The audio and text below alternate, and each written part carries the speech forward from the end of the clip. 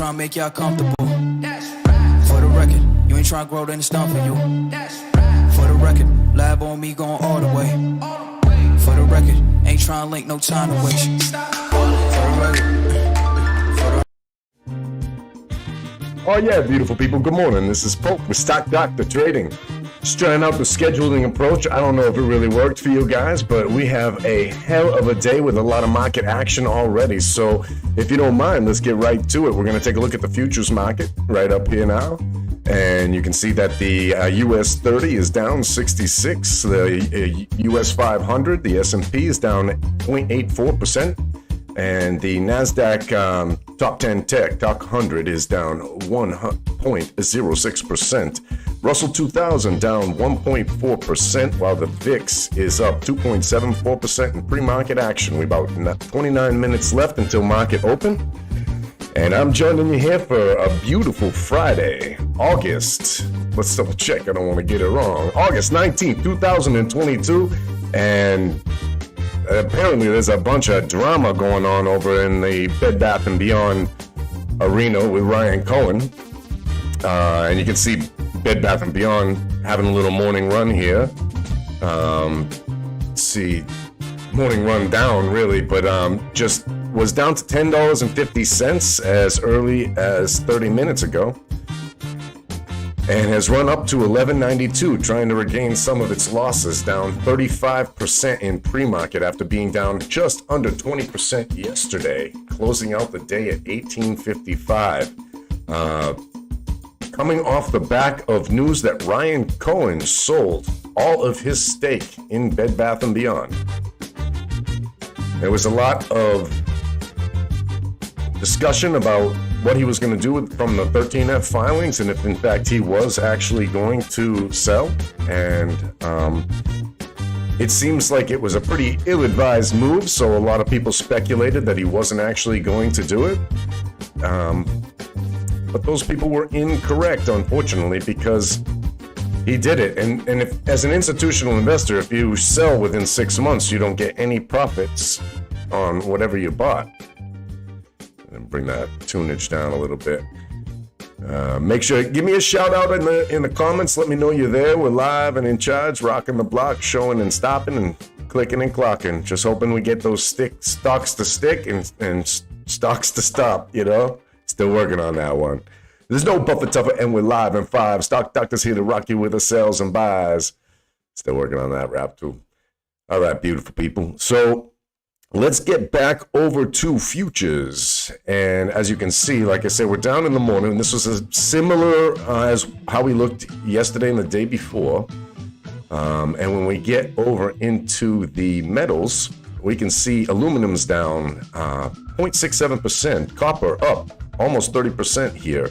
Gold pretty much flat, under 10 basis points down in percentage. Lead down 2.13%, nickel down 0.23%, palladium 1.06% down, platinum down 1.2%, silver down 1.44%, tin 2.26% down, and zinc 0.2% down on the day so far in market futures trading. Taking over a look at softs, we have a big dip on lumber here at down 6.42%. That is helpful to housing starts. Whenever you see that commodity pull back, it tends to help housing starts and developers build more houses. In this particular climate, that's heavily necessary because we can see housing starts are pulling back. London coffee up, sugar up, orange juice up. Well, cocoa is down, coffee is up. Ooh, gotta get that coffee while you can. All right, and most importantly, of course, in the futures market is energy, and we're seeing a big pullback in the entire energy and natural gas and gasoline sector, including heating oil. So this is pretty bullish on the day. So seeing that the markets are down already, and bouncing back over here, let's try to take a look and see what's going around the world. Anybody really having a big pullback? Anything going on terrible down here? We can see what's happening with Russia is the RTS, and Russia closed up today. The FTSE is down 1.59, fairly significant. We're seeing a lot of red across the board, including China. Markets, Brazilian markets down, German markets down, Eurozone. All right, so we have kind of a global thing going on over here. It's not just any one aspect. Now, in terms of headline news, talking about Bed Bath & Beyond. I don't know, let's see which billionaire they're talking about. Billionaire makes 56% on Bed Bath & Beyond as meme traders recoil. I love how anytime there's heavy price action, they just blame it on meme stocks and retail investors. They just out of the blue, that's their knee-jerk reaction, because anything that violates their particular algorithmic flow has to be discussed. All right, so they're talking about Ryan Cohen making millions on Bed Bath & Beyond. We have to look into the details of it, if he actually did profit off of this at all. Because from my understanding, you can't profit within the first 6 months. As if you're an institutional investor, you own over 10%, you're limited there. All right, same story over here on Wall Street Journal. So this is the story that's rocking the nation. Bed Bath & Beyond. Forget about whether or not you like their soaps. Ryan Cohen sold his stake. Everybody run. Oh yeah, and by the way, now it costs $300,000 to raise a child. Okay, but let's talk about Bed Bath & Beyond. What else do we have here? So FedEx shipping contractor turmoil intensifies as peak season nears. Well, that's interesting. You gotta keep an eye on FedEx for that. Judge to unseal parts of affidavit in Trump's search. They've been talking about that, doing that for weeks. I mean, how sealed up is this document? I mean, it took him like 1 hour to get into his safe, but it's taken him 2 weeks to unseal his document. Talking about going into his safe. All right, biotech rebounds on optimism and deal making. All right, yes, actually, we have been seeing a big surge in biotechs popping off.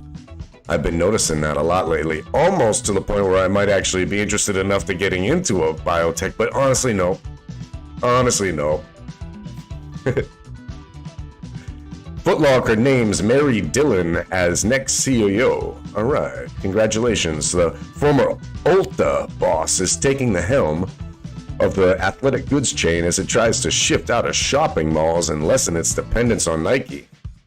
Apparently, Mary Dillon does not like to go to the mall anymore. Ukraine's southern forces wage a slow campaign to wear Russian troops down. Okay.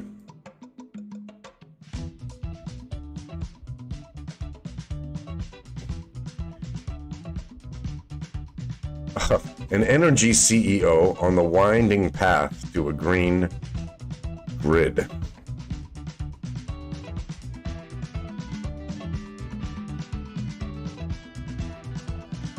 We'll talk about green energy one other time.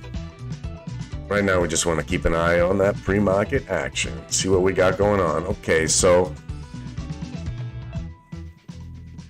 things are just trailing out so far. I mean, Apple being down 0.85% in pre-market, we're going to want to keep an eye on our levels there. The initial levels that I'm seeing pop off the charts for me are 172.25 all the way up to 173.25, that dollar range in there for Apple. And we're seeing levels of 325.25 as well on the QQQs.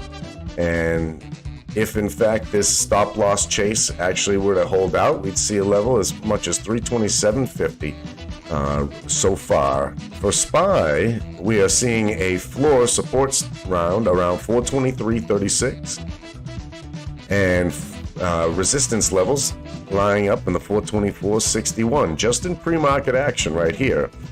Our ranges for Bed Bath & Beyond can be anywhere from $10.48 all the way up to a whopping $12.20. That's what we're seeing in this quick action trading with exactly 20 minutes left until market open. And we hear that opening bell ding dong, so we can make our money, you beautiful people. Now, any stocks or tickles you want me to take a look at this morning, as always, you just let me know. We'll look them over. AMC down 5.75% in pre-market action, and GME down 8.78% in pre-market action. We are seeing a pullback from all the squeezabilities that were on deck earlier in the week. We were just seeing squeeze after squeeze after squeeze, everything down now.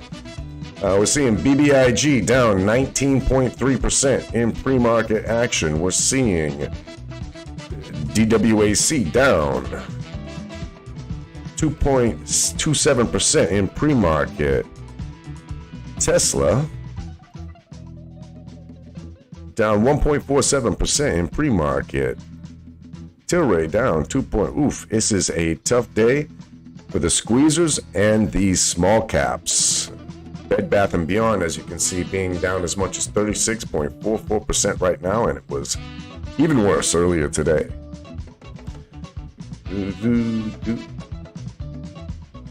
I did want to just bring up the Wackattack Digital World because it did, as you can see, it's been swinging really heavily, and a lot of that action has been happening in pre-market and after hours, as you can see right there.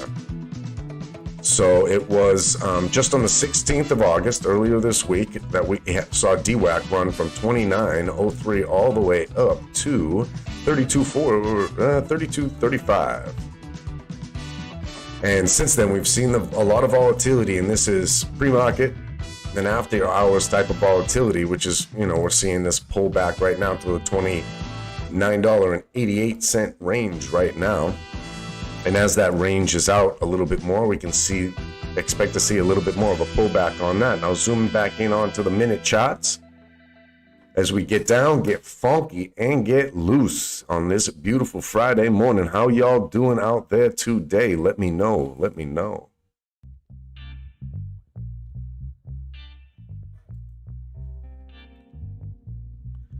Good morning, Abe Logic. How you doing out there? Hope you're block rocking so fine today. All right.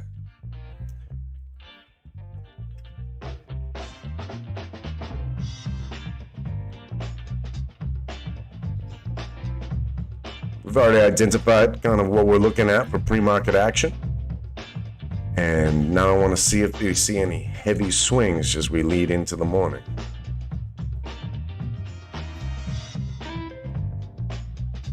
Seeing a big pullback on food in general. All the meat's pulling back. If anything is green, it's oats and wheat.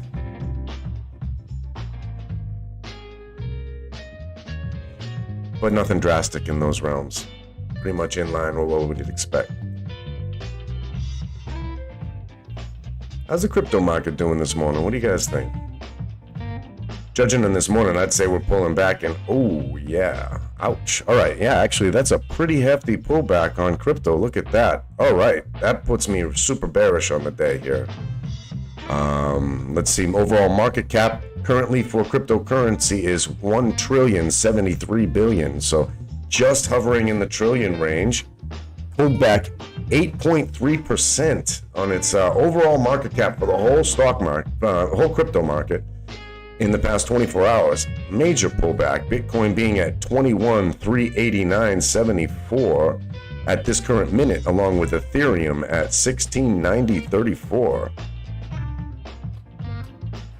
Ouch.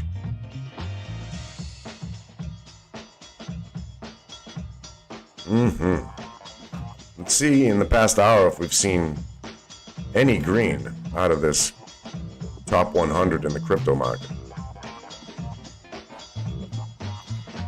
GT Gate being down the most Ethereum Classic, surprisingly, but that is still pulled back tremendously, so I think that's just a larger run than the rest. I'm sure it's heading to the red as well. All right, so we know everybody's talking about Ryan Cohen and Bed Bath & Beyond. Let's see if anybody else has anything to say over on the Twiddly Twiddles. Stock market moves. This is where they like to shill us up real good.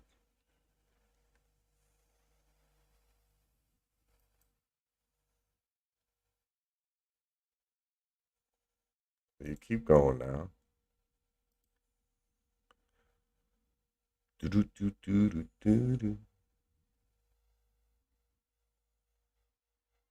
What's this guy say? Oh, thanks for your notebook. let's go over this notebook, okay? Indian economy. All right, we're not going in there. Breaking news. The stock market is volatile, so don't be a pussy. Once you wake up, you may want to look into the stock market sometime this week. Figured Fridays would be good. Not a lot of milk news. That's the Gary Gensler. Funny. 5 issues to know sooner than the stock market opens on Friday. Oh my God, I'm sure these are tremendous coming out of Reuters. So I have to, get this information out to y'all stat, or else I won't be doing my job. Ape Logic brings in these past 2 days have been crazy. I know the swings. Thoughts on if it has anything to do with Ape? We're squeezing all over the board. I'm not sure how much you noticed. Obviously, you've heard about the Bed Bath & Beyond news, but there have been squeezes popping off all over the place. Like BBIG, we saw GME running. Not too much news other than the Bed Bath & Beyond news, AMC going on. I think some of it has to do with Ape, but the price action we had yesterday was pretty disappointing. It was what I was expecting in between, because we have this 2-stage offering to this particular quote-unquote split or dividend payout, the preferred equity Ape share, and it's a T+2 plus a T+2. And we're right in the heart of the middle of that. And I figured if they were ever going to manipulate the price down, it would be right now. And disappointingly so, they've done so. So I think you can expect more of the same. I mean, our strength was really in the $14 range for AMC until we had this particular news and this run-up ever since earnings. So there's not much of a floor to stop this thing from heading on down as much as 12% on the day. That's not what I want to see, people. Trust me, I want to see us back in the 25s, 26s, testing the 28s. The mainstream narrative is in control, and we got to be real.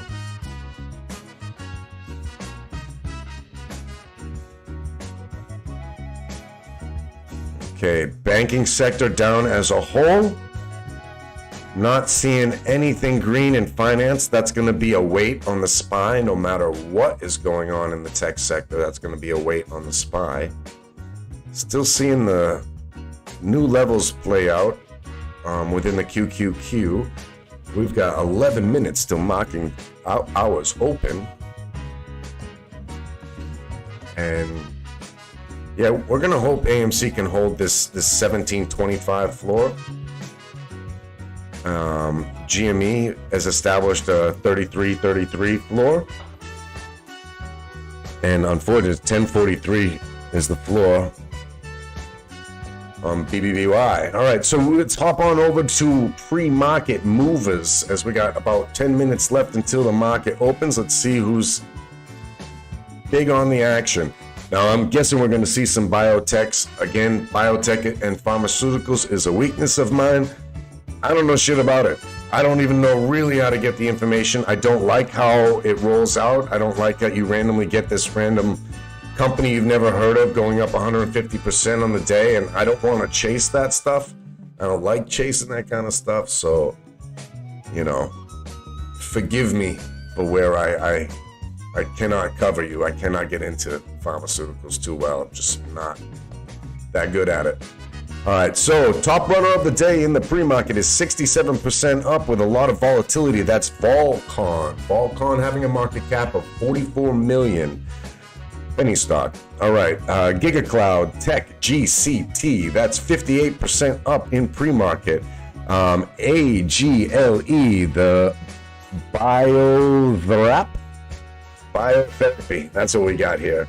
Angeles up 52%. Genius Group, GNS. And we've been seeing this thing have a lot of volatility, so keep an eye. What's the market cap on Genius Group? All right, 182 million on a market cap. So still a penny stock.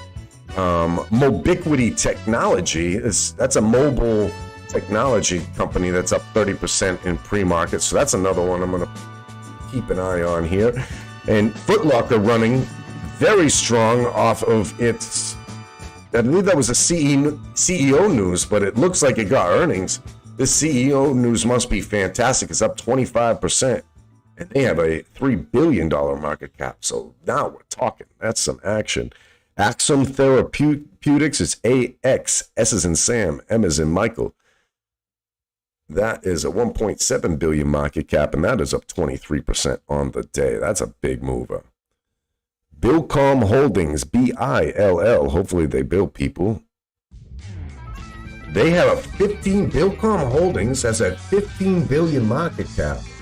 Oh damn, I gotta know more about them. All right, so we've got our top 10s on the gainers, right? Let's just really quickly go over the top losers on the pre-market before the market opens. And I saw some interesting little tidbits on that top 10 list here. So we're gonna dive into those a little bit deeper after we do this summary right here.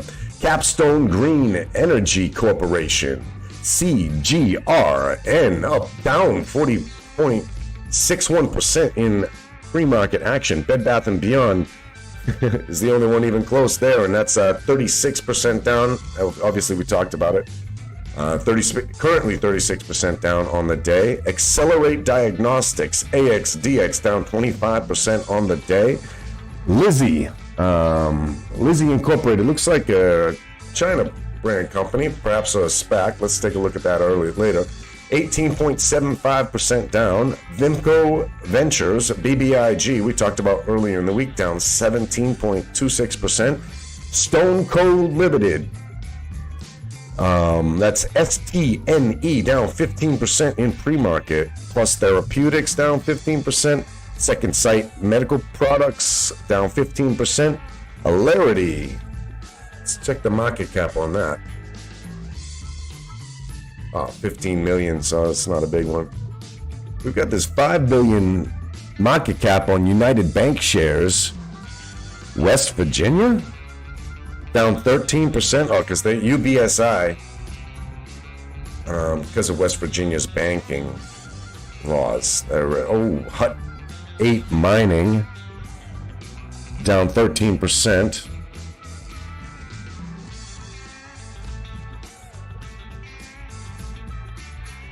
All right. No, Ape Logic, no worries with the question, just kind of bouncing around. Oh, damn, I gotta switch that over so you guys can see. Man, gotta run this production proper like. All right, so that was a 20-year-old who made about 120 million on BBBY. Do you know that individual was able to do so? Was it options related with calls and puts at the time? Just curious. Oh, I don't know. We could probably find out. Probably was options. And that would have been options calls. If they're already reporting on it, it's most likely calls. Oh, and I don't mind the questions, brother. Ape Logic, you just let me have it. I just make sure, it helps make sure I keep an eye on the comments.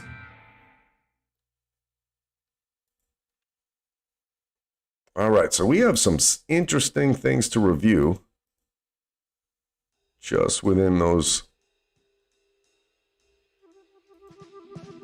market movers that we saw right there. First one I wanted to look into here.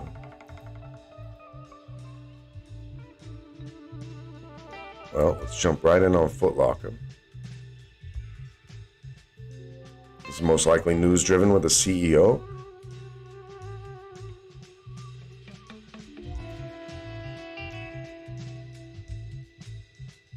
Oh, okay, so they also had their earnings release, Foot Locker did, and they had an EPS beat on Q2 and announced the CEO, so that's a double on the good news there. Foot Locker's CEO hire is called a thesis-changing move by Bank of America. And essentially, I think this means they're going to move the Foot Lockers out of the malls, and I don't know where they're going to put them. But this is huge news. They are talking about this up and down, head to toe. I mean, this bottom news article is from 3 hours ago, and every single one of these articles listed right here is regarding this topic. The EPS beat of $1.10 per share instead of the estimated 80 cents per share. I mean, whoop-de-doo. That's moving heavy, 23% up on that news. That's unbelievable. All right, so next I wanted to check out Bill. So we have this Bill.com or Billcom Holdings. It closed the market out yesterday at 149.40 cents, and now it's 173.52. Similar price as to Apple. By the way, I'm going to get DWAC out of here and bring up Apple top right. And let's go ahead and just really quick double check the profile on this company. Okay, Bill.com Holdings provides a cloud-based software for back-office financial operations for small, mid-sized businesses. The company's artificial intelligence-enabled financial software platform enables users to generate and process invoices, streamline approvals, make and receive payments, sync with their accounting systems, and manage their cash. Though its platform, customers can view their cash inflows and outflows as well as bills come due. Its platform, I mean, are they doing an ad or are they telling us this company? Its platform enables document management and bill capture. That's cool. All right. It also offers various bill payment services, including automated clearinghouse, ACH payments. Okay, that's huge. Card payments, real-time payments, checks, cross-border payments. Its products offer solutions for accounts payable, accounts receivable, and international payments. So they're a software as a service as well, in the sense that people can run their accounting through them. That's good. And their news is Bill.com provides upbeat guidance. Fourth quarter saw strong demand. Just came out 25 minutes out of Dow Jones. Shares of Bill.com Holdings are trading higher today. Here's why. Benzinga, what do you think? Here's why they think so.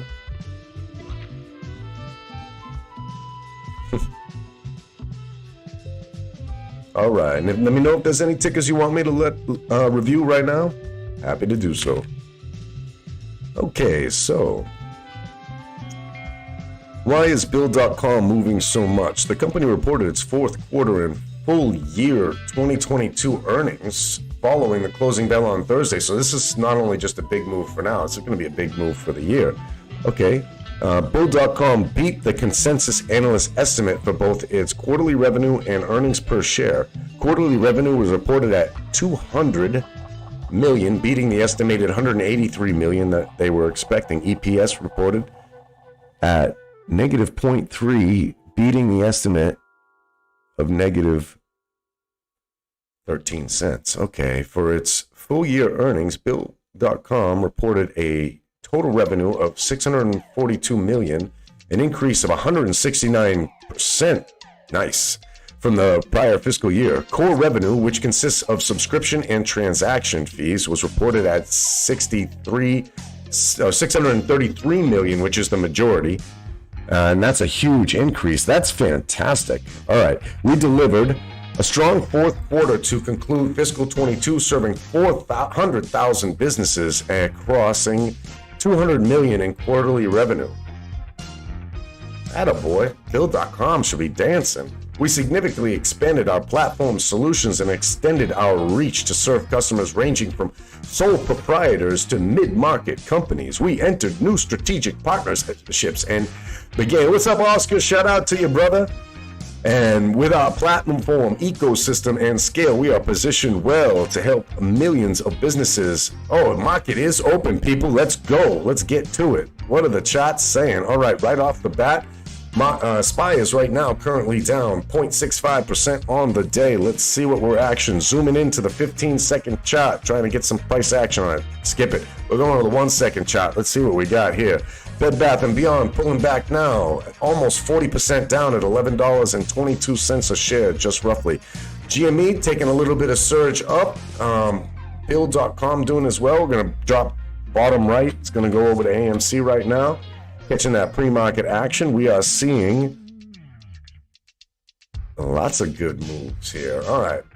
Apple's above VWAP, but within its range. NASDAQ was within the VWAP bands, tickling on the top of them. SPY's pulling back from a early morning push in the first 30 seconds of trading here as we get going. GME seeing a happy surge up. AMC seeing the same. We started off the day at, let's see here. Started off the day at $18.13. We're currently at $18.56. We're seeing Bed Bath & Beyond having a nice surge back too. Once funny, once the lit markets get on there, how they change everything.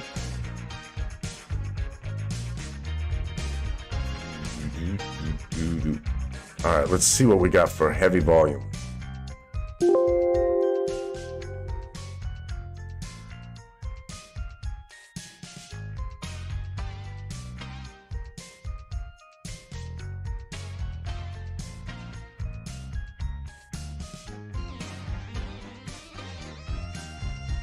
Oh, wow. Okay, so Mind Medicine has got a lot of volume going on today, too.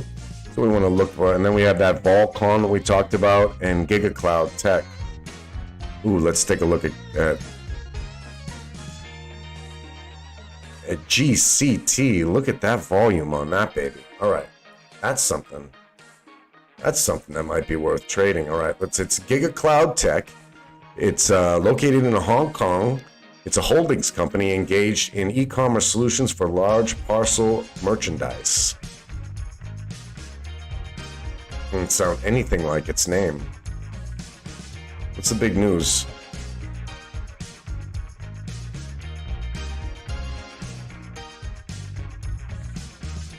The big news is it has a lot of volume. Oh, it just started trading.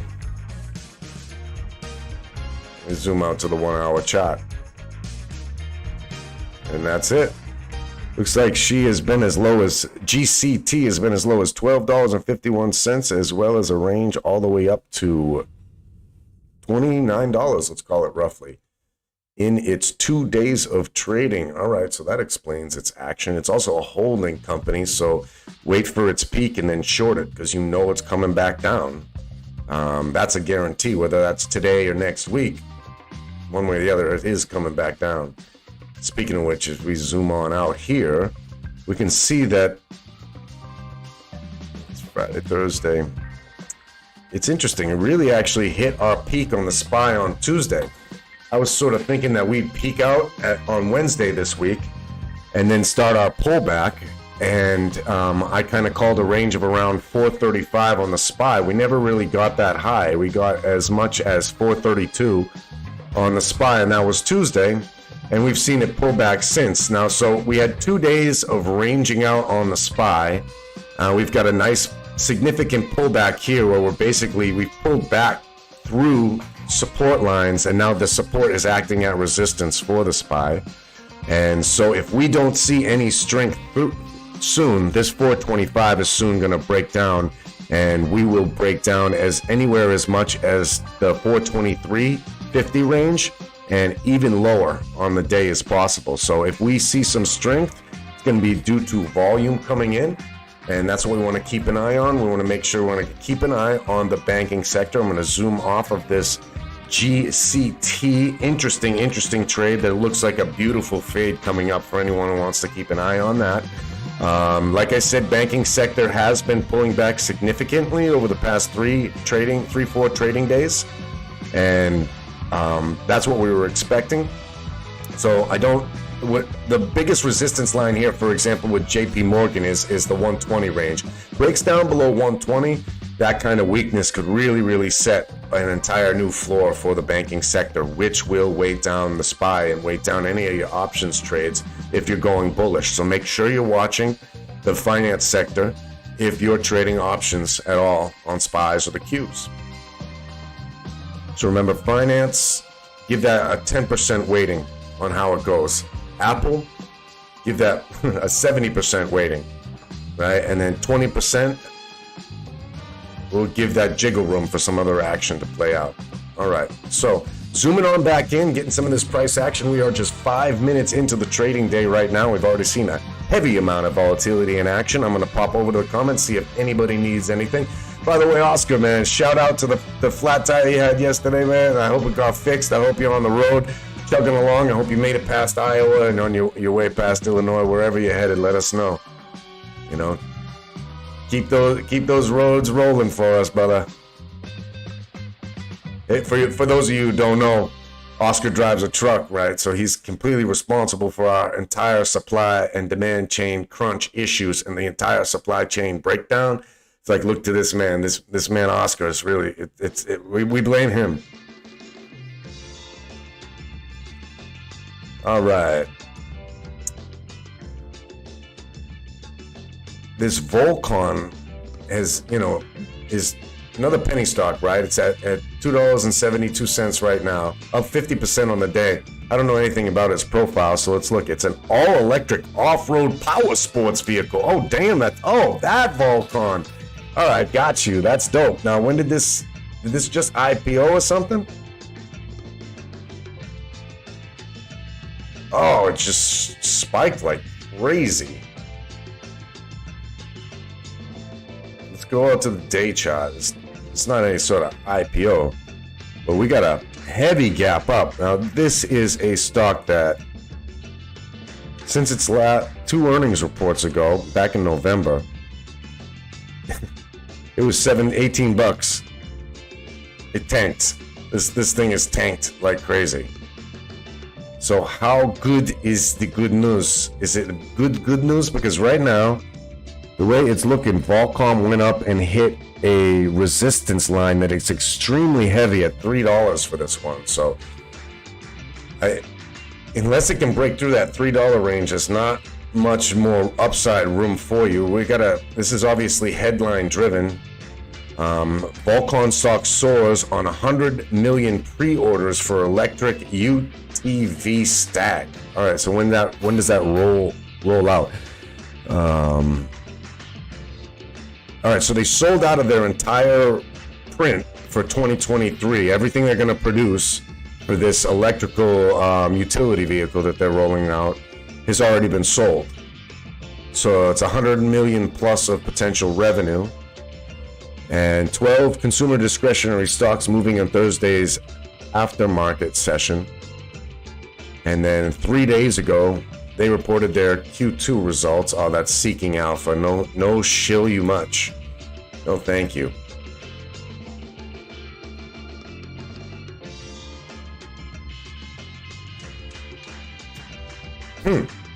Well, that is interesting.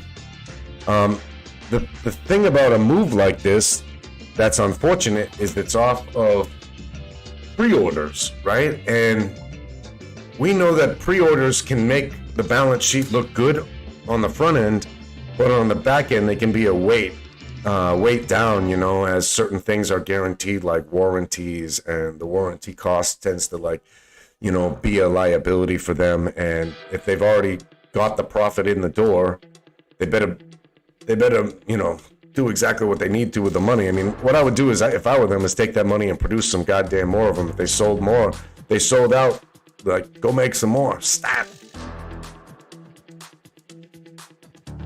Oh yeah, we're getting funky today.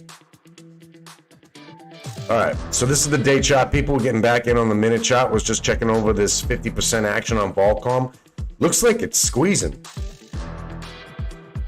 When you look at this volume, looks like a squeezability.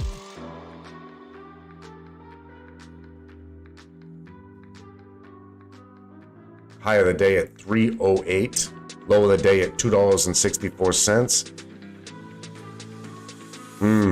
If it is squeezing, then we could expect another run in the next 20 minutes or so, and then a very possible pullback over an hour or two. Any questions out there? How's the audio? Microphone check. Microphone check. Microphone check.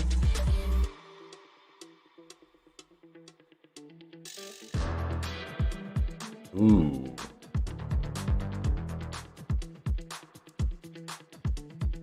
Keep an eye on Volcom right there.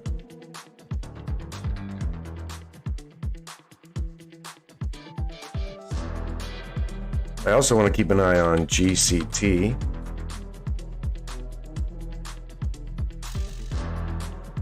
I still want Apple though, so sorry, gotta kick off GME unless anybody wants to watch that GME chat right now. You just let me know.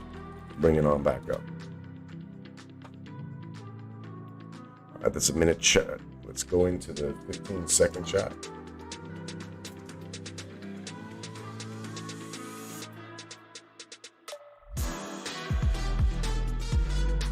SPY pulling back heavily, testing its levels for the day, which is right at the 215-second moving average at 424.50. What a surprise. Broke that level.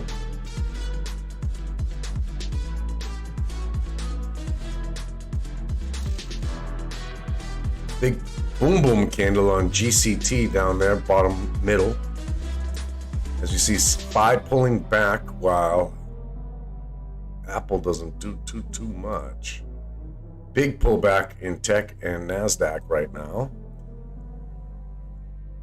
And the level I'm seeing for Apple that really could crunch it down is 172.86. We're currently at 173.08. If we break that 172.86, watch out. Big pullback. Big pullback across multiple sectors right now. GCT is on a halt. $32.73 halt. 108% up on the day. God damn! Like you said, for people just showing up right now, that one started trading yesterday and has been on a hell of a run. Is there an options chain for it? Nope. Guess what? You probably can't even short it either.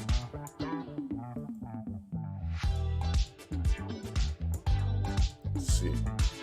Free float, slow, 2.45 million.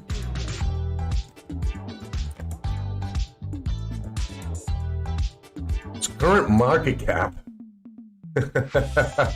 for this holdings company, 1.3 billion. Oh my God. Yeah, so yeah, that'll be pulling back at some point. That's a perfectly nice pullback opportunity. If you can short it. If you can short it, might depend on the broker. Might not just depend on the stock. If I were to short it, I'd probably be over in Fidelity for something like that. I don't know, what brokerages do you guys use? Go ahead and shout them out. I use as many as I possibly can. TD Ameritrade, Fidelity, Webull, Moomoo, Public, Charles Schwab. As many as I can get my hands on.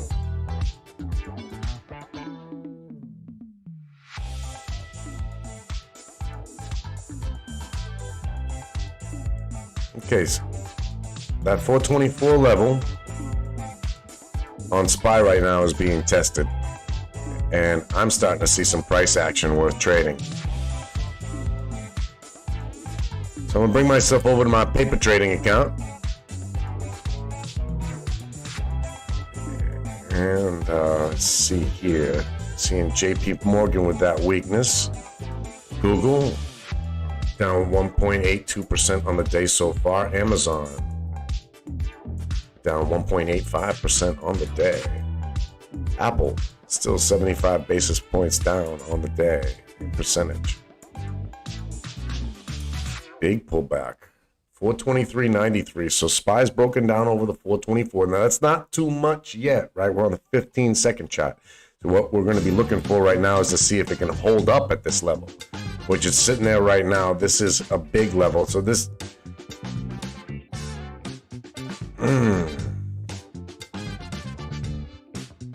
it wants to fade on down. It wants to fade this. We're seeing weakness in the banking sector right now. Tech is holding up for now.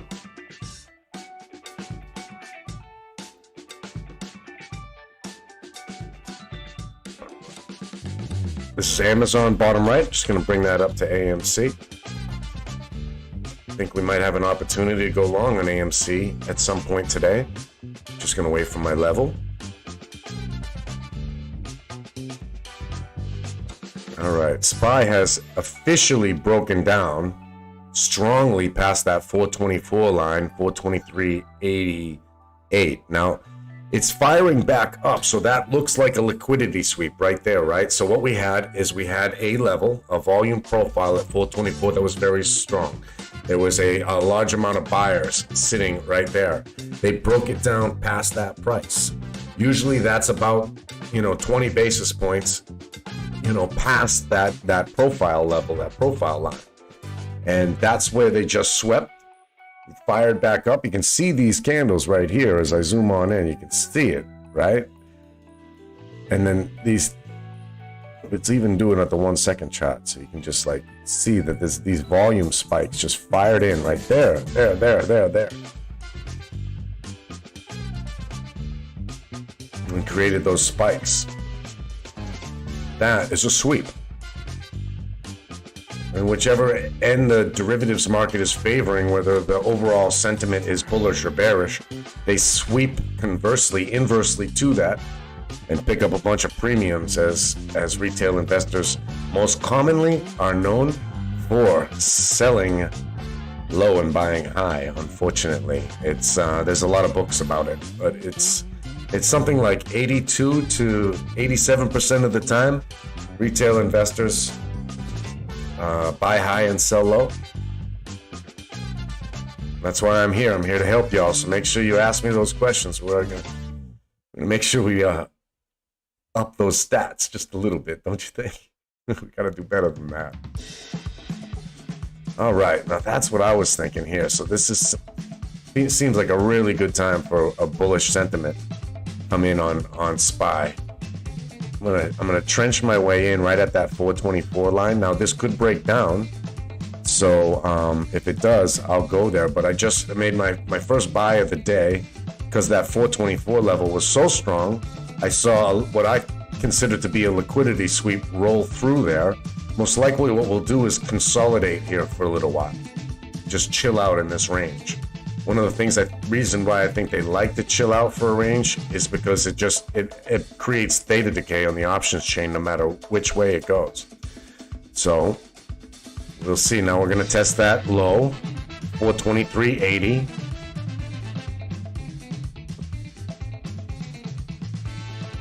So 423.60 is my stop loss on this trade. And we're retesting the lows on that. Not feeling too strong about it.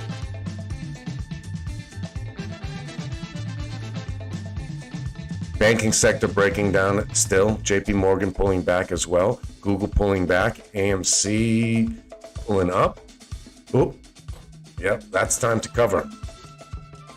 That's time to cover. That's a real weakness. All right, so we pull back from that trade. That trade does us no good, so we're going to get back in and look for our next trade.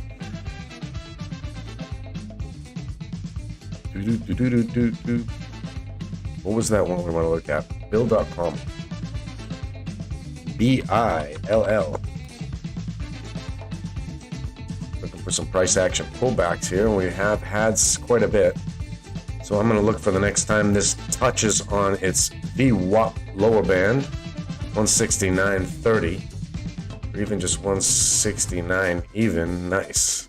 And we'll be looking for a fade on that. All right, we got Bill right there. We're gonna check on BBBY. Baby, Beyond, baby, Bed Bath and Beyond. Really weak. Testing its lows for the day at $10.62. It's currently $10.70, so it's looking to head down.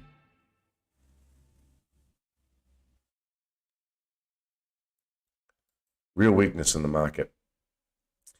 Just remember, we're only 20 minutes into this market, and so we will certainly have an opportunity for our swing up, but we just want to find our floor. That's why I pulled out of that last trade, because it was very clear we hadn't established the floor. That was not the floor. So we want to establish that, and then we're going to look to get bullish on the SPY. Really, I'll be looking for some strength in banking, which was starting to see some volume come in with some strength. If you see strength in the price action but no volume, it's a false sense of security right there. All right, so yeah, here we got Bill coming up onto its lower band of VWAP. It's 168.85 currently, and like I said, 169 is a pretty strong level. We're seeing a breakdown on SPY, 423.44.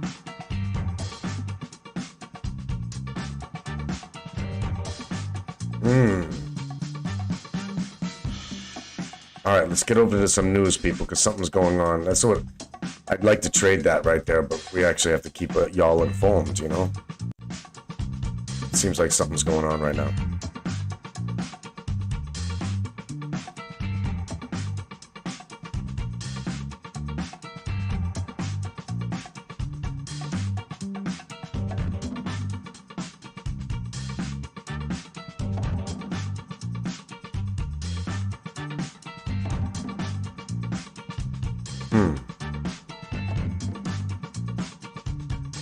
Just reading over here, they were basically covering the 5 issues they thought we should know before the market opened today. Number 1 was rough morning for stocks.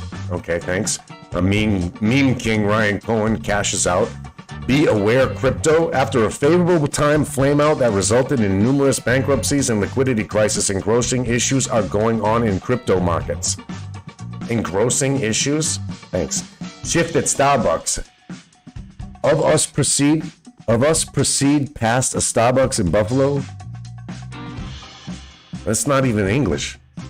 Okay, astronomical changes are afoot at Starbucks. The espresso chain mentioned Thursday that its working chief, John Culver, shall be leaving the firm October after 20 years. Okay, thanks a lot for letting us know. And Xi and Putin idea to be at G20.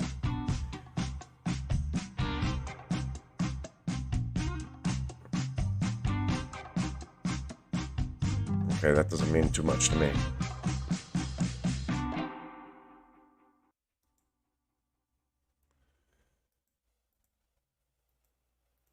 This doesn't mean too much to me either. Let's go. Come on, get us that news. This is too slow.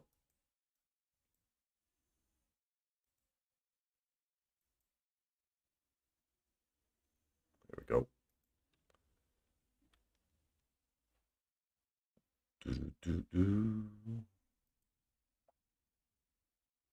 Stocks open lower as Bitcoin tumbles. Bed Bath & Beyond crashes. Yep, thank you. Let's just Yahoo Finance. Okay.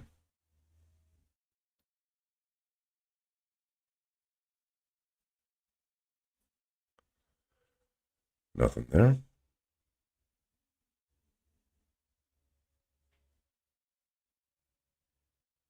They can't stop talking about Ryan Cohen today. All right, here's an interesting piece here. Worst performing large cap stocks at today's open. All right. We have Coin, Pagaya, Plug Power, GameStop, BBVA, Santander, CNH, Cloudflare, told you Totalis, Arcelor, UiPath, Roblox, Rivian, Deutsche Bank, Unity, AMC, Square, Tata, Lloyds, Melli, and Snap. Ooh, that is a hell of a list. That's weakness. That's true weakness in the markets.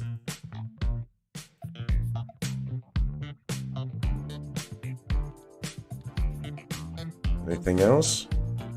Over 500 million is liquidated in 24 hours as a result of the crypto market bloodbath. Oof.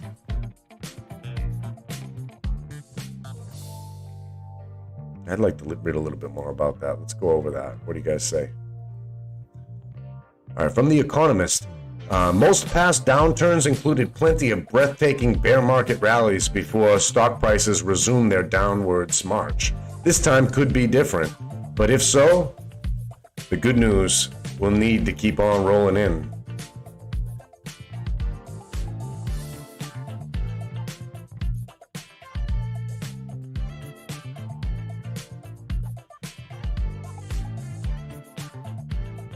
Wayfair is cutting 5% of its global workforce. That's big. 900 jobs. Wayfair being an online retailer, and they have a global workforce.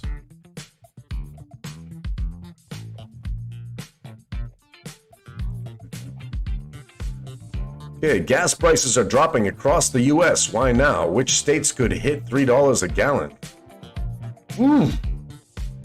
It gives me a little tingle down under $3 a gallon, right? I know that sounds good to Oscar.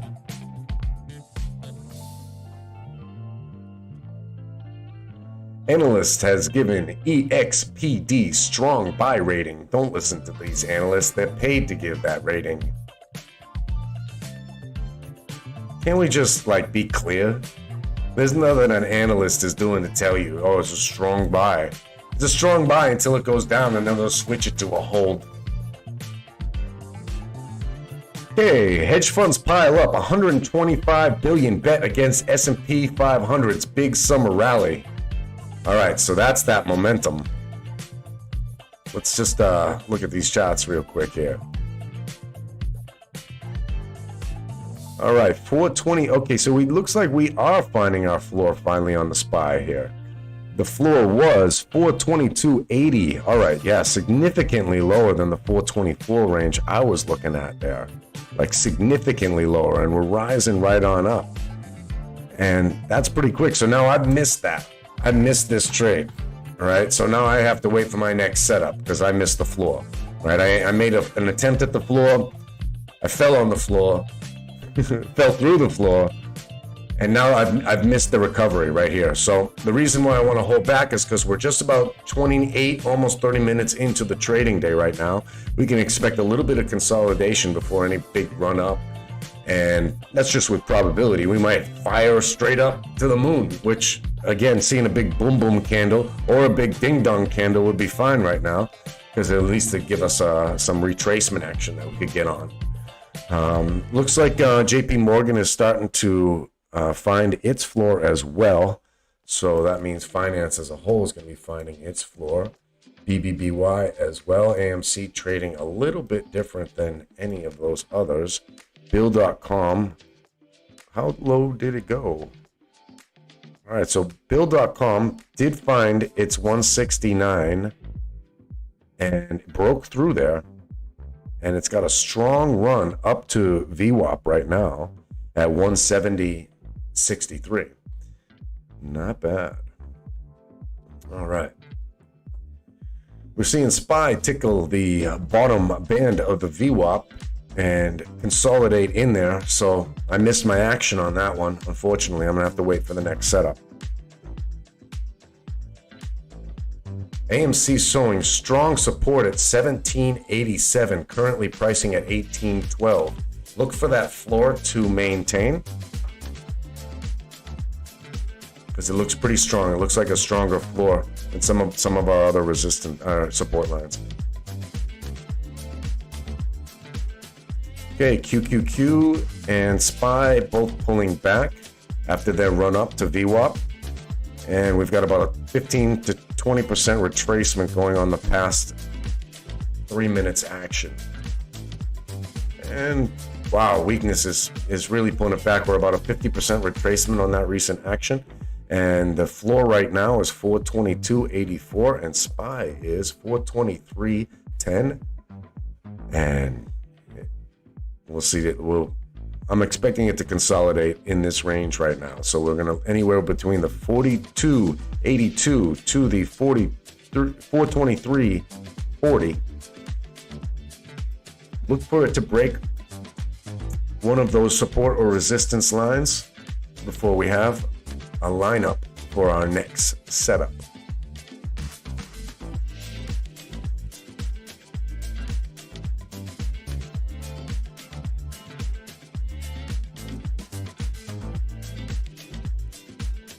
Okay, as that's playing out. Ooh, okay. We're getting right on that line with SPY right now. Action's going quick. Volatility is high. Volume is up.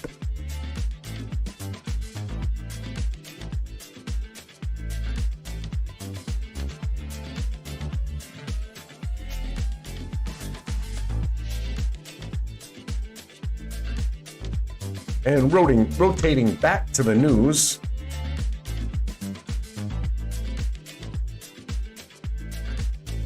Here's how the major U.S. indexes opened today's trading. Well, thank you. We covered that.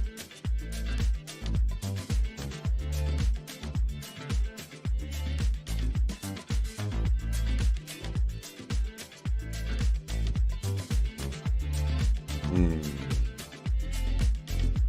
30 minutes ago, Vikram comes out and said mind-blowing potential here on Ray X Trade. She's shilling that acquisition news any day today.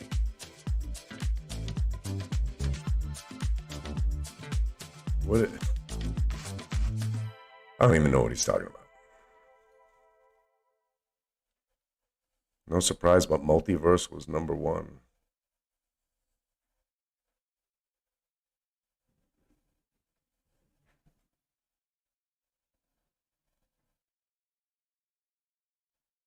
Wow. This teen dies after going swimming in a California lake during a hike. Apparently it was still extremely cold water up in these high country alpine hike. It's horrible news. 33 minutes ago, Home Depot stock gains on 15 billion buyback. Decker, new chairman. Not sure if you guys heard, but they're actually going to start taxing stock buybacks at 1%. Unbelievable news. Stock buyback is a more efficient way to get money into the hands of your investors or your shareholders through equity growth. Because if you pay out a dividend, it's double taxed, right? It's paid out as a corporate tax to the corporation. And then it gets paid out and it's taxed again as a dividend when it lands in your account. So companies over the past really been very strong over the past 5 years have taken to the liking of buybacks because it boosts their shares, it boosts the balance sheet, makes the CEO look fantastic. Everybody gets a little bit richer, and in the end, they can outsource the debt. I mean, because it's all debt that they use to do the buybacks, right? And they can debt has been very cheap. So now that debt is getting more expensive, it's going to be a lot harder for companies to do big stock buybacks. It's going to have a big effect on overall asset prices, and it's going to be a big part of the equity pullback. Because when you take a look, let me show you guys here. How many billions in stock buybacks have we had over the past 10 years? Check this out. Oh, no, not the tunage. Oh, hold up. Get that tunage right back on. You guys want something else other than the funk? Just let me know.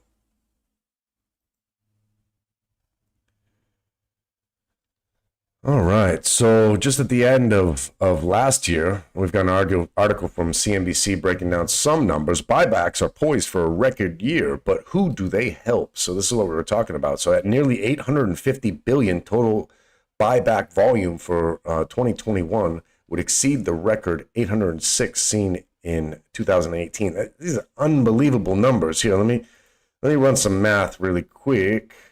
All right, so just do it. So the Federal Reserve was stimulating to the economy to 120 million per month in quantitative easing. All right, so that real quick, that is 12 million plus the 24, that's right? So that's 136 million, or wait. 122 times 10, that's trillion. $1.36 trillion in 1 year, all right? Stock buybacks, 850 billion. All right, leaving us of a difference of 150 plus the 3, like 400 billion in difference, más o menos, in what stock buybacks were for a year, as opposed to all quantitative easing from the Federal Reserve in that same year.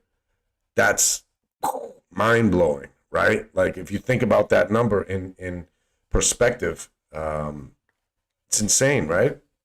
So if you don't think that the Federal Reserve stimulus is what buoyed our markets for the past 2 years, followed by stock buybacks because interest rates were super low, and then you also don't understand the repercussions of fractional reserve lending, and that once this money's created, it then 900% of it can be created just off fractional reserve lending from there. It's one of the reasons why economic factors take a while to play out, because once stimulus comes in, it still has a chance to stimulate and stimulate and stimulate as a ripple of stimulus throughout the market that the Fed doesn't even have to touch. It's just a mechanism of our U.S. monetary policy, right? So if you don't think all that money is inflation or hyperinflation, and if you don't think that boosted up our equity prices beyond any reasonable bubble that they should be based on fundamental analysis, then you're eating the meat Kevin sauce, and and you're kind of like, you know, kind of stuck on that mainstream narrative. This is an unbelievable amount of money. This is, all right, so let's say it was $3 trillion was all the money in the world 2.5 years ago. Now it's 6 trillion. All right. If it was 100 trillion, now it's 200 trillion. We've doubled the amount of money in the past 2.5 years that existed on the planet. That's every single currency across the board. So yeah, we're in trouble.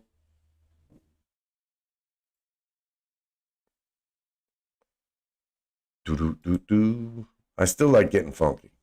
I'm going to keep it funky unless we get some other requests.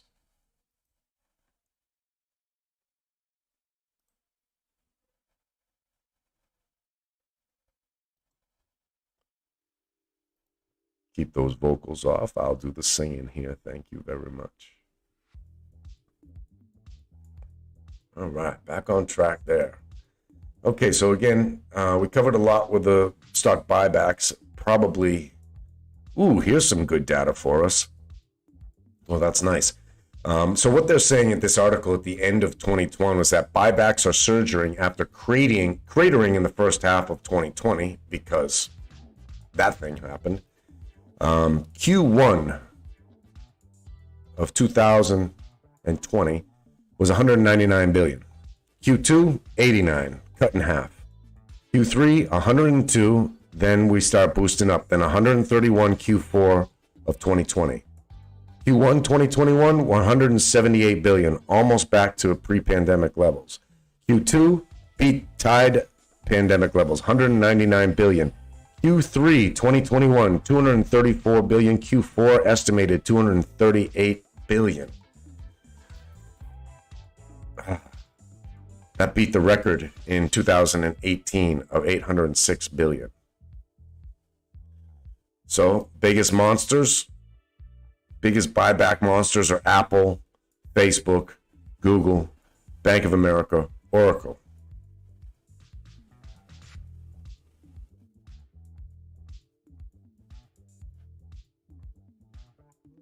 Okay, this is interesting here. Check this out. The result often is a wash. The total share count for the S&P 500 is slightly higher today than it was in 2018. There's an additional reason buybacks are not generating share count reductions despite record amounts of money spent. Buybacks are executed in dollars, not shares bought back, but the S&P 500 is up almost 50% since the end of 2019. Well, that has corrected now, hasn't it? But we are probably at levels similar to where we were. Let's check that out real quick, actually. Let's bounce over to the charts. What were our levels on the S&P in November? That is the question I have. All you all beautiful people. Who can answer first? Who's got it?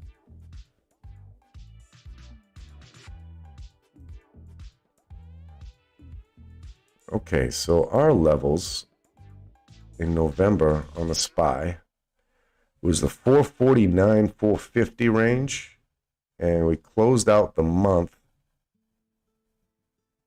in the 448 range, and during that month, we surged as high as 467, And that was just 1 month before we hit our all-time high of 476, roughly, on the SPY. And that day was, oh, do you remember that famous day? January 4th, 2022. Huge pullbacks ever since. And huge run-ups, too. Look at this.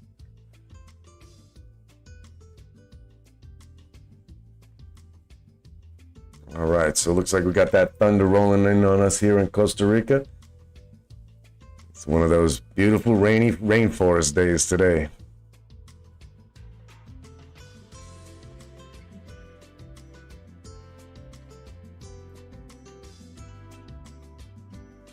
Okay, so we're still seeing continued weakness in the banks with JP Morgan here, which has broken down over the 120 range that I said earlier and is really looking weak. We're seeing it on the 15-second chart. You can see we are swinging really strongly and consolidating in this range on SPY. That range being 423.11 currently. Qs are at 323.82. Bed Bath & Beyond, $10.87, still down 41% on the day. AMC down 5.68. So we've seen some comeback on AMC. And then it retraced that comeback about 70%.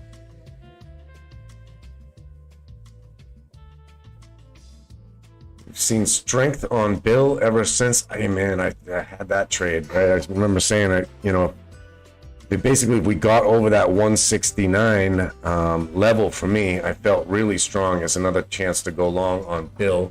I missed the time to do the trade, but that's all right. I got a job to do. And so, trading a paper trading account is not my number one job, but we did see that level, but that was a good trade.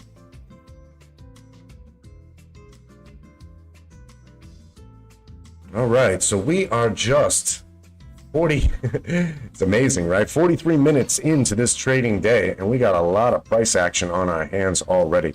We're going to shift on over to our top movers and shakers. We reviewed this earlier in pre-market.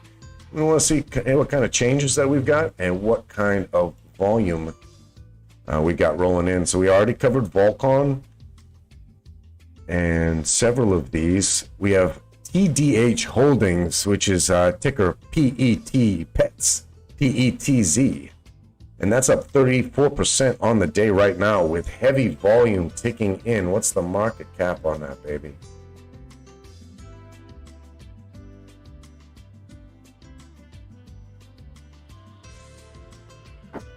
$25 million. Wow, I thought it would be higher than that.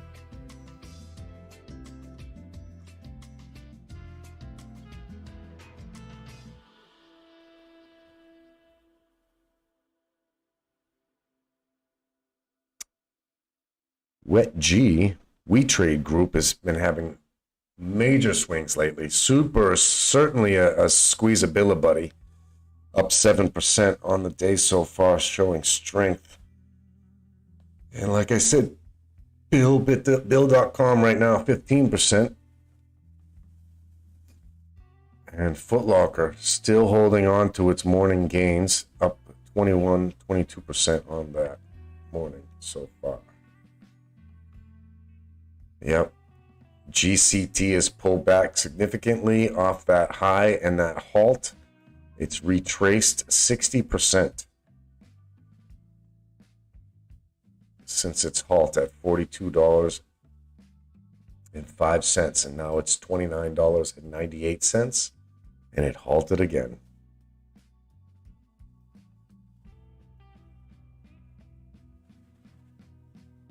See, what we've had these squeezes, these halts.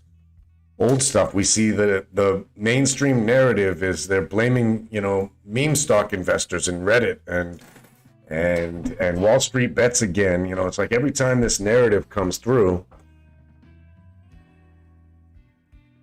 it's for a particular reason. It's like we just saw a bear market, and then we got a bull market rally in that bear market, and the bull market became so strong that we just start seeing a bunch of squeezes going off again.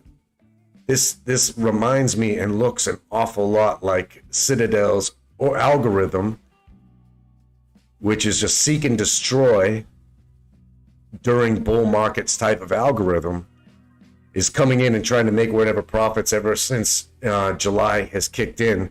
The bear market kicked in basically off of a bunch of shorts trying to cover.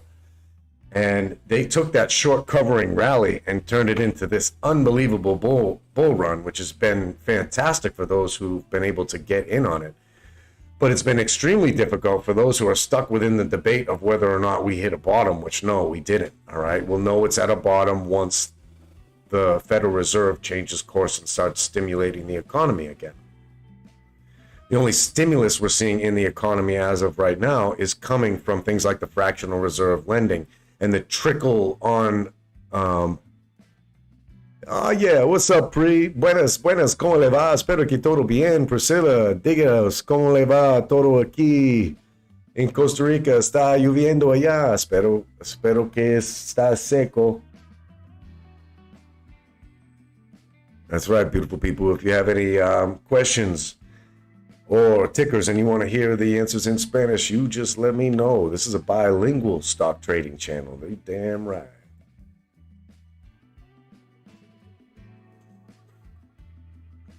All right, so we're seeing some strength over on VLCN, Volcon, running off the news that it had a bunch of pre-sales and sold out all of its inventory for 2023 already. People want their electric utility vehicle, that is for sure. I'd like to get one of those. Think about how dope that would be. It's quiet, makes no sound, right? You're like rolling through, the jungle like here or anywhere, and you're doing it in absolute quiet compared to the big roaring engine scaring everything away. It'd be fantastic. And those electric vehicles have some giddy up, they have some get up and go. All right, yeah, we're seeing weakness and a downtrend, but a very small downtrending market on the SPY and the Qs as well. Whew. All right, so we've had 2 days of partying with some fantastic swings, and it looks like the swing is gone on today. I mean, it's swinging, but it's swinging in a sort of way where you're going to have a lot more theta decay than mucho profit. You're not going to get a lot of ganancias from this one here. I mean, because these swings aren't enough to really play. They really aren't. And we're still downtrending as a whole. This is a much more difficult market to trade. What I would be looking here to do is zoom away from your indices, right? Your SPYs and your Qs. We trade those a lot because the options chains are so liquid. But this is a very good opportunity for you to pull away from that and start looking for other opportunities in the mid-cap section that might be popping off and having a little bit more of the volatility that you might be looking for. Looking over at some of our big movers and shakers.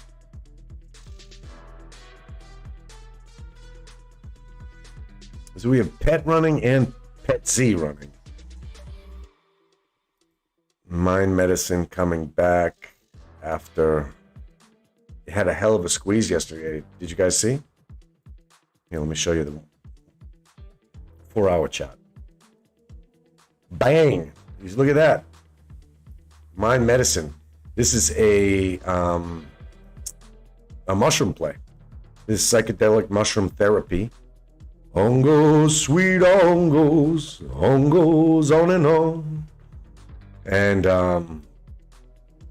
it ran up to $1.43. Now it's sitting right at that $1 range.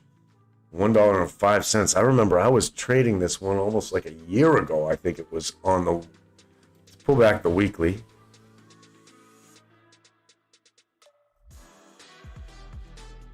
And this one rolled out on September 2020. August of last year, this was in the $3 range. All right. And it's just been pulling back really strongly ever since. It had gotten as high as $5.70. But this is a big boom boom candle for it. All right, so what we've seen when MindMed gets this, look at this. So the last time it had a big run up, pull back, big run up right here on this candle. And look, it tapped the 50. It tapped the 50-week moving average right there, came on back down. Guess what we're doing right now? We're tapping the 50-week moving average and then coming on right back down. This is a great fade. This is a good fade. Like, you know, I wouldn't call this a scalp or a day trade. This is good swing down, short this. You know, this is my opinion. This is a good short trade right there. And that's what we're looking to do. We're looking to identify good key levels for everybody to feel free to trade. I mean, I think what I'll probably do, let's do this just to put our paper money where our paper mouth is. And just gonna go ahead and I love this company, MindMed. I'm super bullish. I mean, I harvest mushrooms. Are you kidding me? But we're gonna fade that. And for me, this is a long running fade. We're just gonna do 10, 10, 10, 10. We'll do 50 unit short. How many orders are filling right there? It's one more. All right. We're shorting this. This is a long term. I'll keep this up for several days. I'd like to be able to break this down into having our scalps, our day trades, and our swing trades. But right now, it's all in one place. I'll keep organized on that. But this is going to be kind of a long-running fade right there. So probably revisit that one in about a week or two. Not that that's that long, but that'd be a swing trading time frame for me. All right, still seeing weakness in the banking sector. That's another one I could fade on the long term. I just don't know if the timing is really right. I know that we're really going to see a new bear market kick in within the next month, but that doesn't mean we're necessarily there. So just because we're going to have that happen doesn't mean you want to go jumping in on your thesis that might take 3 months to roll out, when in fact we might still have another 2 weeks of bullishness after this pullback we've had. Like, remember, SPY, for example, traded great swings, great day for swings for the past 2 trading days before today. And now we're just kind of flattening out. So this is what I like to call the theta decay on the options chain. They already swung us, you know, for liquidity sweeps up, down, and sideways, ran us through the roller coaster for the past 2 days. Now they don't have to run us through the roller coaster. They just have to drag it out and let those options just die due to time, you know, as soon as they break down them. Anybody who was super bullish on this market and had 425 calls or anything, I mean, like, we'll be really, really lucky to see that number again this week. To see 425 again would take us retracing from where we are about 50% on the day. This is possible. This is definitely possible. We're still only 54 minutes into our trading day. We're not even done with the first hour. So absolutely, it's possible.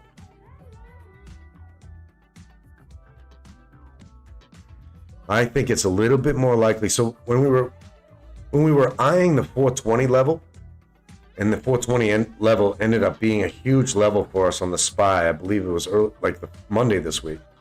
I believe, but it's okay. Don't quote me on that. I'm not going to go look it up. We were dancing within this like 2 to 3 point range. It's actually more like 1 to 2 point range from 420. And 420 ended up being a really good level for us there. I don't think, it doesn't look like we're going to get that low today unless we get some really tough news. Really tough news. So then that means our levels for SPY, we might be like sitting at them right now. So lowest I'd be willing to give us on a level for SPY, 426.60 as our current floor. And we're really close. We're at 423 there, so we're only 40 bips away from it. And that means we're arguing about whether this goes up, down, or sideways, right?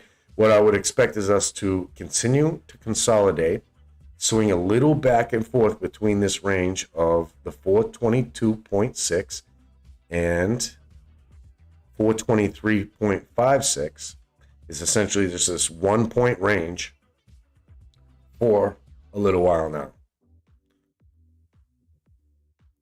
barring any headline risk. But I'm not trading anything. I saw, a MindMed's a long-term fade. Doesn't really bother me what it does on its price action today. I know that's a long-term fade. It's got less than 1% of my overall working capital and portfolio. So no big deal. Just a little trade. I mean, how much is the overall value of that? I'm working with 10K on my paper trading account, and that market value is $54.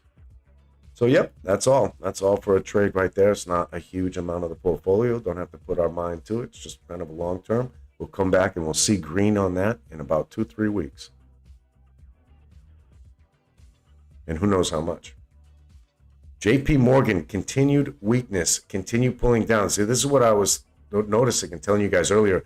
Once we break 120, like $120 on JP Morgan, the floor is open, and so right now banks are in trouble, right? Because liquidity is their issue, and if they don't have any positive news catalysts, they don't really have an up direction because they've already been running like crazy, really. So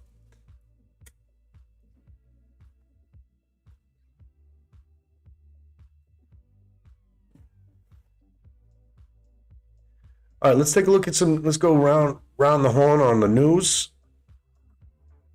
See what else we can uncover, beautiful humans. I think we got ourselves a little bit of range. We got 3 more minutes, so the first hour of trading is done. Let's take a look at how energy is doing. That's meats. They're still within line from our earlier. Okay. All right. So we were all red this morning on this list here, and now we're seeing we're pretty much either flat or going green in oil, gas, heating oil, and natural gas is still down 0.84, right? So this is the same thing we've seen every morning this week. Every morning this week, we have seen weakness in the sector or strength in the sector, and then a pullback as the day rolls on after the first hour or so. This tells me that a lot of people are still into the concept of spec trading these commodities that have everything to do with hyperinflation. It's not a particular trade I like to get involved in personally, but I know lots of other people that do. I think that's significance. Watch for this to roll over as we get closer to this futures contract.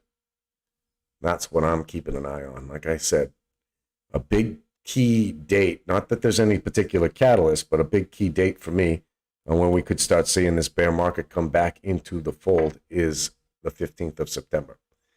And that's being conservative in my opinion.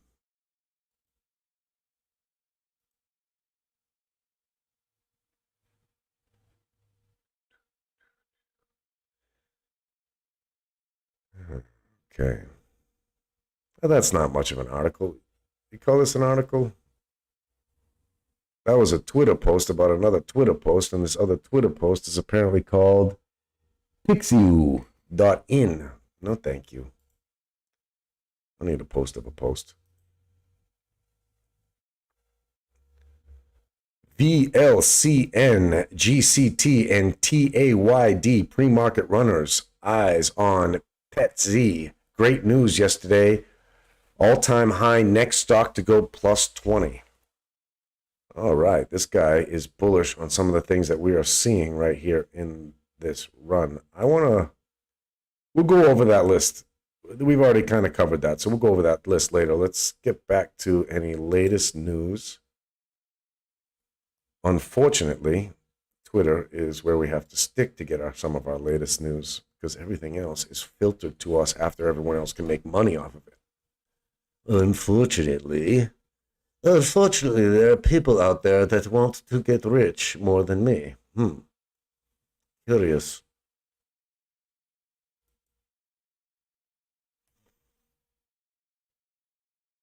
All right. Just leaning back, people. Just, I gotta get this light right. My shoulder keeps falling off you know, just keeps evaporating into the ether.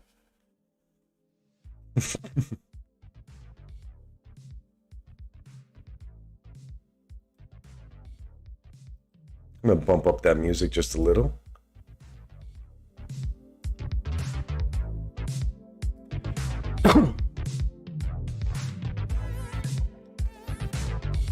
Ooh, that's super 70s funk right there. With the synthesizer like that. Mew-doo, mew-doo. Bad news for Borosil Renewables. All right, let's...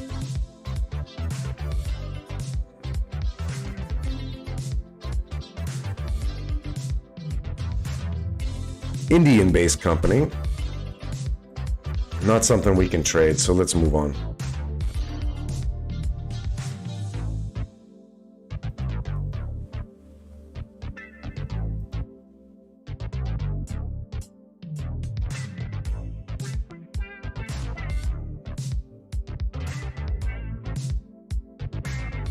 That's right, homeboy with his sweet news notebook. Look at that. This guy is awesome. This guy is in the zone.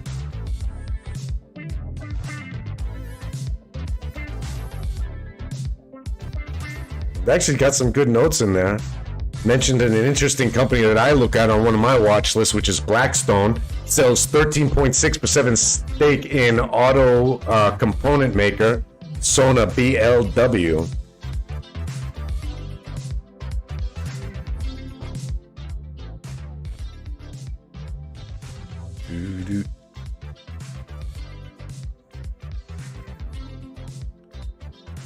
Bed Bath & Beyond crashes. It's 39 minutes ago.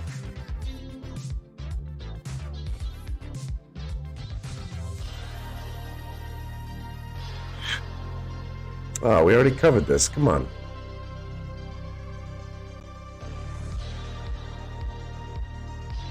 WhitePay introduce. What are you doing to me? Seriously. I don't like it when social media doesn't work. I'm an ex-web developer, and I just think it's ridiculous how bad these tools work.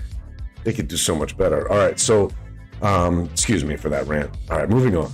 WhitePay introduces crypto payments to Ukraine's tech stores. All right.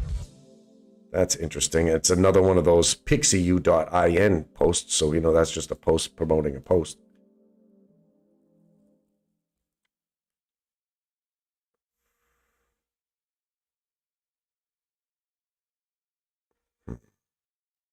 COHU, I don't know anything about that. See, bullish or bearish is part of the market. If a quality stock is bearish today, then certainly it would be bullish after 2 days. One news inflow can make a bearish to bullish. And yes, Elon Musk can survive in any market.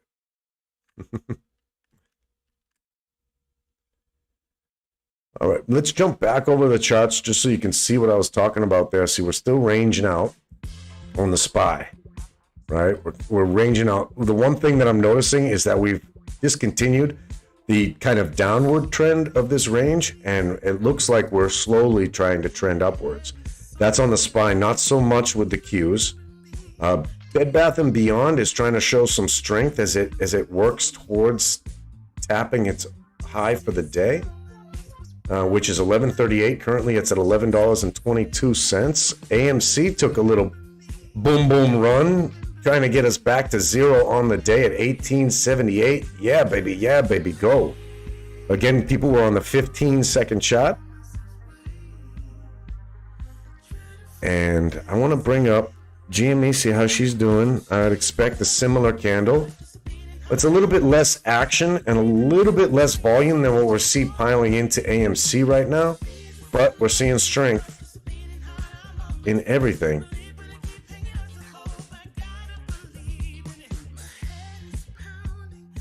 This track is dope. All right.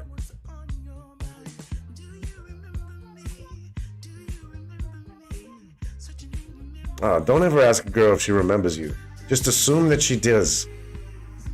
Never ask a girl if she remembers you. It's just put you in a position to ask a question. You should never have those words come out of your mouth. Just You don't have to wonder that question. Just imagine she does.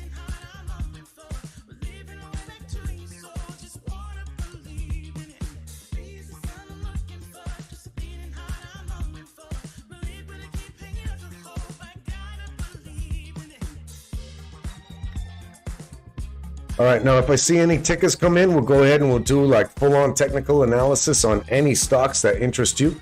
Until then, I'm going to pop back over to the news and see what we got rolling in for us. All right. They keep wanting to blow up this Atlanta Braves outfielder for his DUI. We're good. I don't need to blow up anybody's spot for having a crazy night. Okay, that doesn't do me nothing. None of this is any good.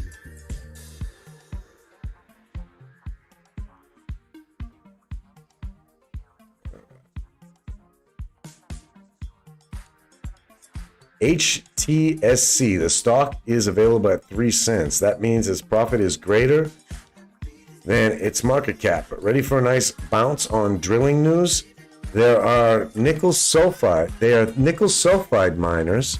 In theory, makes up most of what Tesla EV battery, huge battery metals play.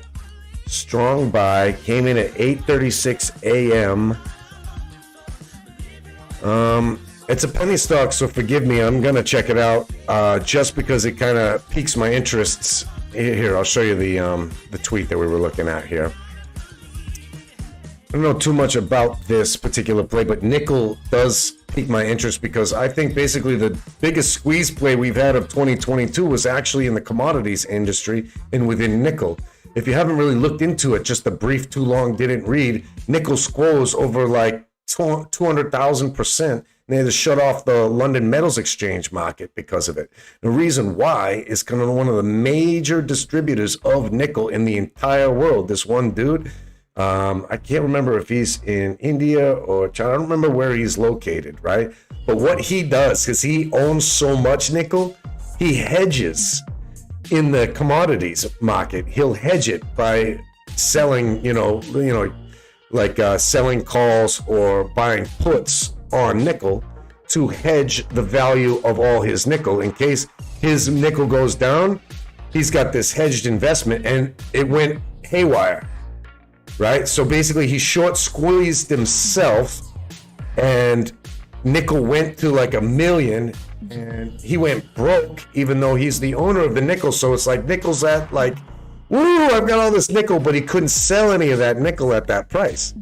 So the only thing that really like kicked his ass was anything that was in the commodity sector, which he individually, this one guy who owns a shit ton of nickel in a mine, like squoze the whole market. It's a crazy story. No one was really even talking about it. I mean, some people were, but it's like the craziest. It was, to me, it was like the GME, Robinhood shutting off the buy button 2022 type of level story because the London Metals Exchange didn't make them pay. They shut off the market for like 2 weeks. And then every day they like only allowed it to go on for like 5%, 5%, 5%, 5%. So this guy wouldn't have to cover. So this guy wouldn't have to margin call because he was such a big fat cat.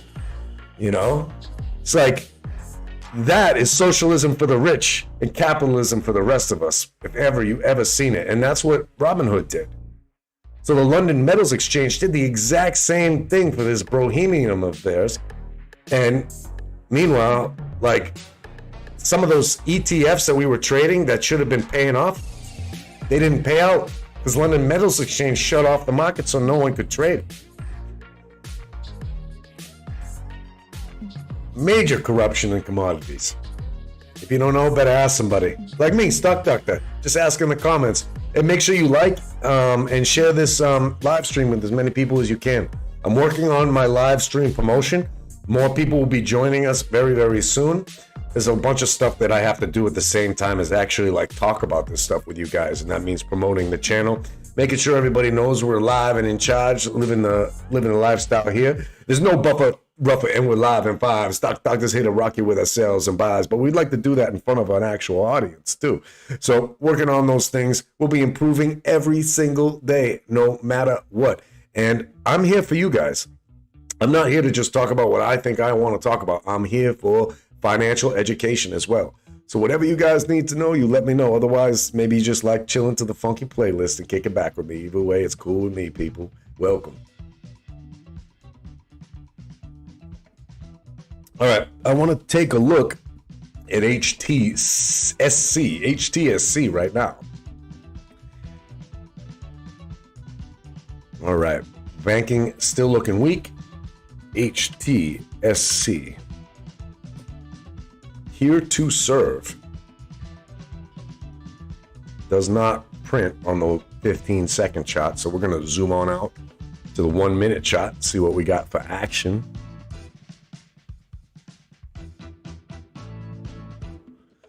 All right, well, I'm interested enough to just see the profile, which I said here to serve holding is a holding company. Oh, thank you. All right, so these guys are stupid. I'm going to pull up the website. These people are obviously stupid, and this is obviously a run. And this is their here to serve holding corp is a holding company, period.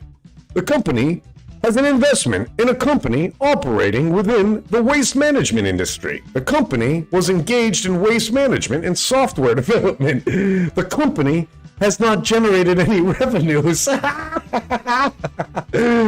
Based out of, they say it's Alpharetta, Georgia. Georgia, sweet Georgia. And the news, other than the Twitter post, reports 9-month operating income of $1.3 million with revenues of 1.9. That was 4 days ago. HTSH acquires 20 million additional shares of Tamino Minerals. Ah, okay. And that was just before August started.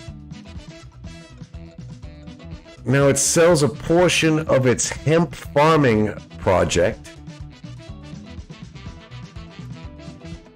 And Fortune Nickel and Gold defies strong exploration targets and property in Canada. That's all the way back in June.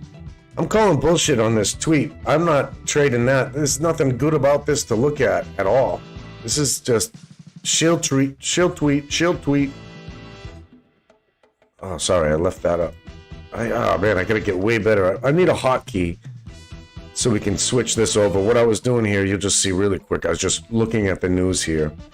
I need a hotkey so I can switch over from news to charts. Sorry about that, people. I'll get it. All right, but looking over here, this is the website, Here to Serve Holding Corporation. They've got a ticker from the stock market on there. Shows what they actually care about. Press, team, affiliates. Yeah, I gotta know this team. Searching for undervalued assets in the mining, real estate, and yeah, let's take a look at this team sitting at the top of the. Oh, is that the Empire State Building right there? No, that's that's the Empire State Building right there. This thing is based out of Georgia. All right, Paul Riss. He's got 30 years of experience with 1933 and 1934 Act filings and CEO of a publicly traded company and as a CPA at Ernst & Young. I used to work with Ernst & Young before. One of my buddies was a CPA there.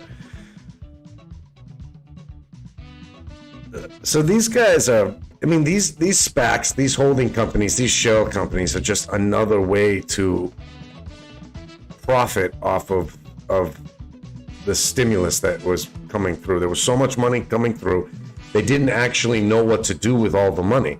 That's why in 2021, we had 183 different SPACs roll out, which was a record. I don't remember what the percentage was of that, but it was a record for the SPAC industry. And basically, if you could think about this, they were getting stimulated with so much money, they didn't even know who they wanted to invest that money in. In order to slow this process down, they create a SPAC or a blank check holding company that can act as a holding company, make money, be invested in, and avoid any kind of tax or cash holding liabilities they have. Because, you know, holding cash on your books can be an issue for some businesses, corporations, and especially banks, right? So these are just like another, you know, checking or savings account that allows them to swing in and buy up pieces of company when they want to. Their affiliate here is Fortune Nickel and Gold, and this must be what they were referencing in terms of this EV aspect. So Fortune intends to become a player in the exploration and production of, so you intend to become a player, so you're not a player. The company's core mission is to supply the major nickel contracts awarded by the largest EV manufacturer in the world. Right, so like, for example, go ahead into the video description that I've got at the bottom. You say, a lot more good content is coming up soon. It's because my best content has yet to be made, right? The same way they word this here is a little bit too honest. Fortune intends to become a player in the exploration. All right, great, but who are you now? You know, let's take a look at their website. Fortune Nickel and Gold. At least their website's better than their SPAC holding company.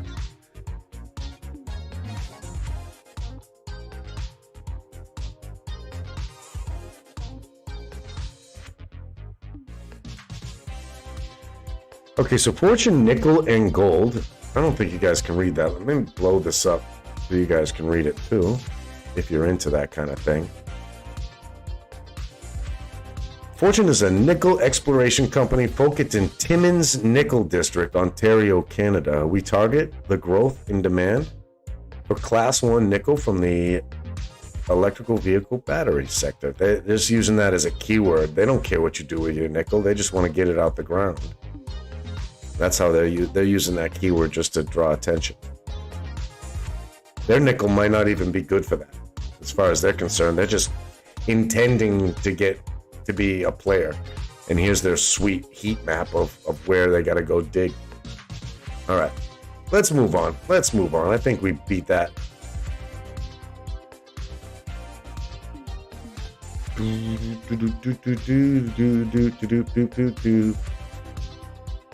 Uh-oh. All right, I'm gonna pull back on some of these tabs here.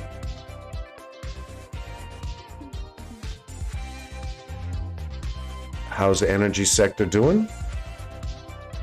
Okay, natty gas is still down. Everything else has turned green except for RBOB gasoline, which is just 0.3% down right now on the day, but most energy has turned green on the day. All right. Let's bounce back to the charts, see what we got. I want to take a look at our squeezabilities real quick, and then just do a overall sector watch list. Go around the horn here real quick here. So we got Bed Bath & Beyond. All right, I'm going to move Apple over to bottom left for us. Tickling on that 172. That 172, remember I mentioned 172 being a strong support. Okay, so check this out on Apple. Bottom left, you can see this 171.91. Right, so we identify the level 172.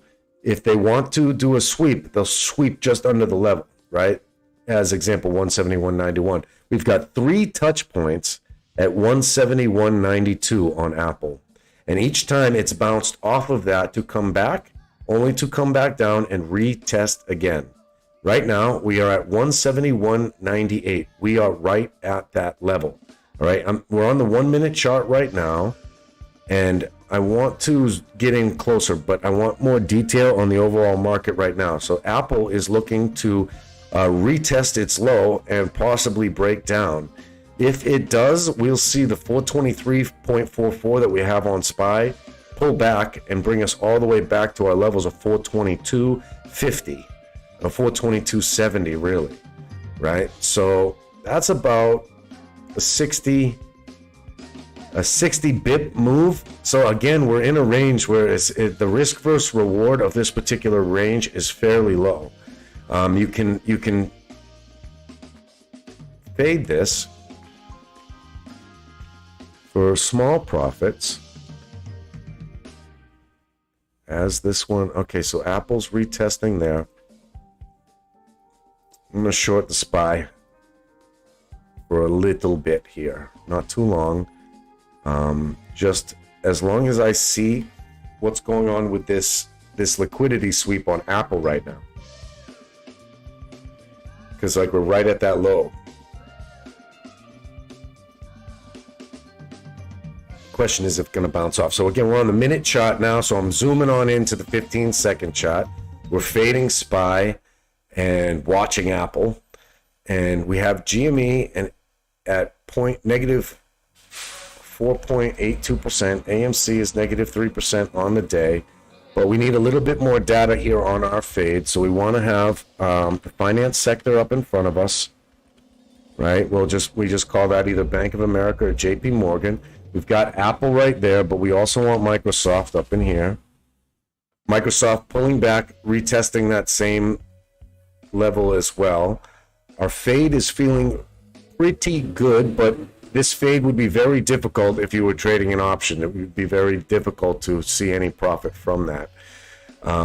We're currently up just 0.08% on that particular trade.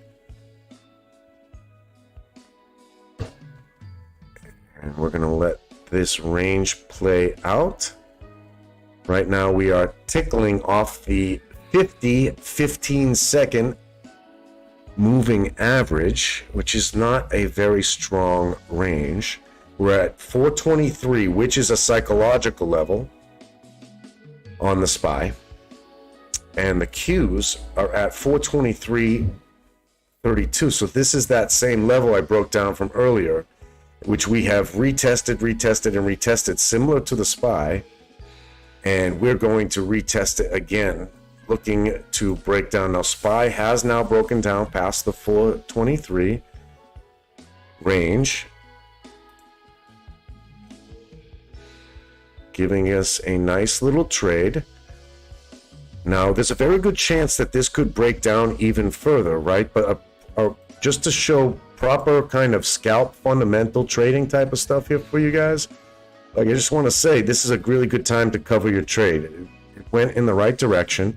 If this was an option, you'd be looking at something like a 20% return on that particular trade that I just made, right? Now I just covered it. We've got slippage from where that fill got, because I just doing market orders. This is part of this test for us to be able to trade together, right? So I had a little bit of slippage on that, but I still walked away from the trade positive. You get less slippage if you got a limit order in, but that limit order would have to meet that price, right? Part of the slippage has to do with the fact that this is paper trading.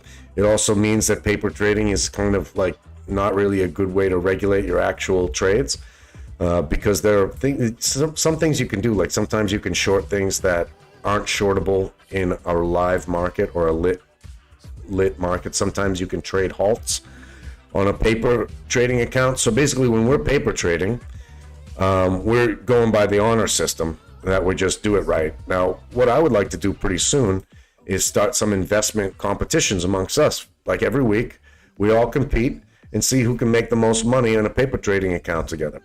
Why the hell not? You know, talk about keeping us exercised, you know, without really having to put too much concern or worry into hitting on your actual fundamentals of your portfolio, or some of your longer term strategies, to be able to test out some of your shorter term strategies, shorter term swing plays, and we get to do it together. So what that allows us to do is we get to analyze.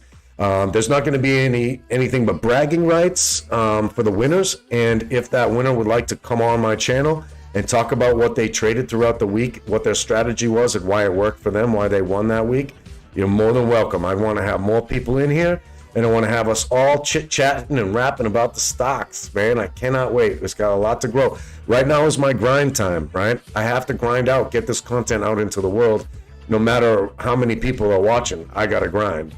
And that's because we want to get this conversation going with a much larger group of people. The only way to do that is to grind out some content, baby. That's why we're here. And thanks for joining me.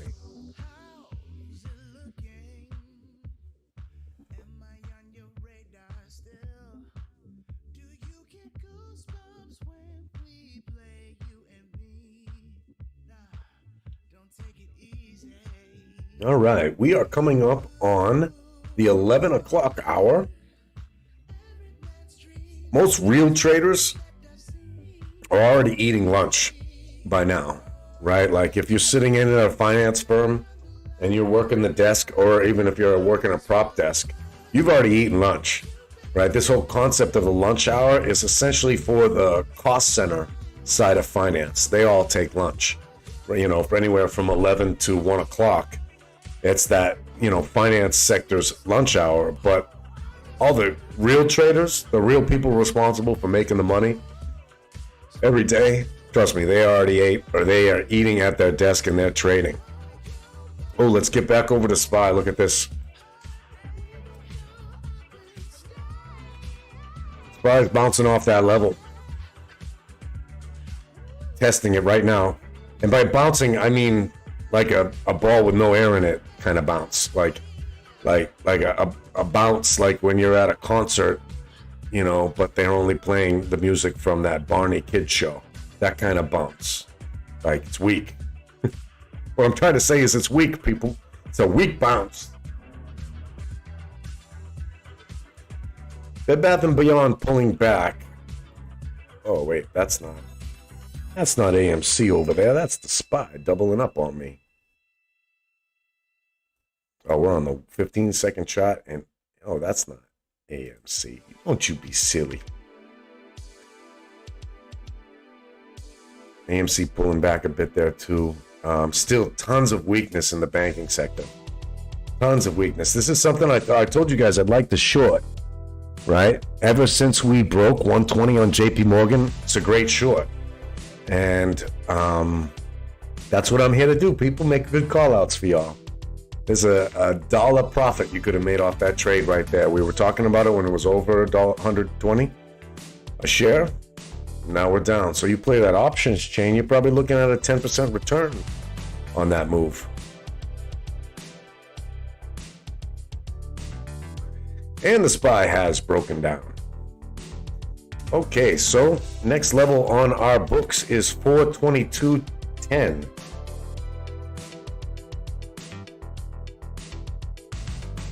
Now, wow, look at that. All right, I need to zoom out a little bit. We're going to bring this back. Look at this, right? So we ranged out for like the past like 30 minutes or so, a little bit more, like what I was telling you guys. Yeah, right at 10 o'clock. Look at that. We ranged out at 10 o'clock to 10:30. It was an hour of a range. And now we're just finishing up that hour and we broke down. Oof. And we don't see nearly the swings on the Qs as we're seeing on the SPY. Is that right? Or is that just... No, that's not true. That's just a bug in the charts. Actually, Q's down 1.91%, while the SPY is down 1.26%. There's a lot of room to the upside when this thing finds a floor. But it's Friday, right? Friday could mean we don't see that we just consolidate out to for the rest of the day with swings that are too high risk, low reward for most people to trade. That happens on Fridays to us a lot, depending on how the options change. When I say depending on the options change, these are algorithms, high frequency trading bots that are basically figuring out the depending on the algorithm. So they're working with all the trades coming in today, all the expiration dates, all the strike prices across all of the underlying funds within the S&P 500. And they're managing those options chains in order to let those options chains affect the price of those stocks. If they affect enough of those stocks' prices, they can affect the entire indice without even messing with that particular indice's options chain. That's what I'd be doing. If I had billions of dollars, which we know that they spend on all this equipment and all these algorithmic trading features and functions, these bots, and we know that some of these companies only have 5 to 10 people that are responsible for these algorithms, and nobody else knows them. They're lock and key. If I had that, that's exactly what I'd be doing. And come on, be real. You would be too, people.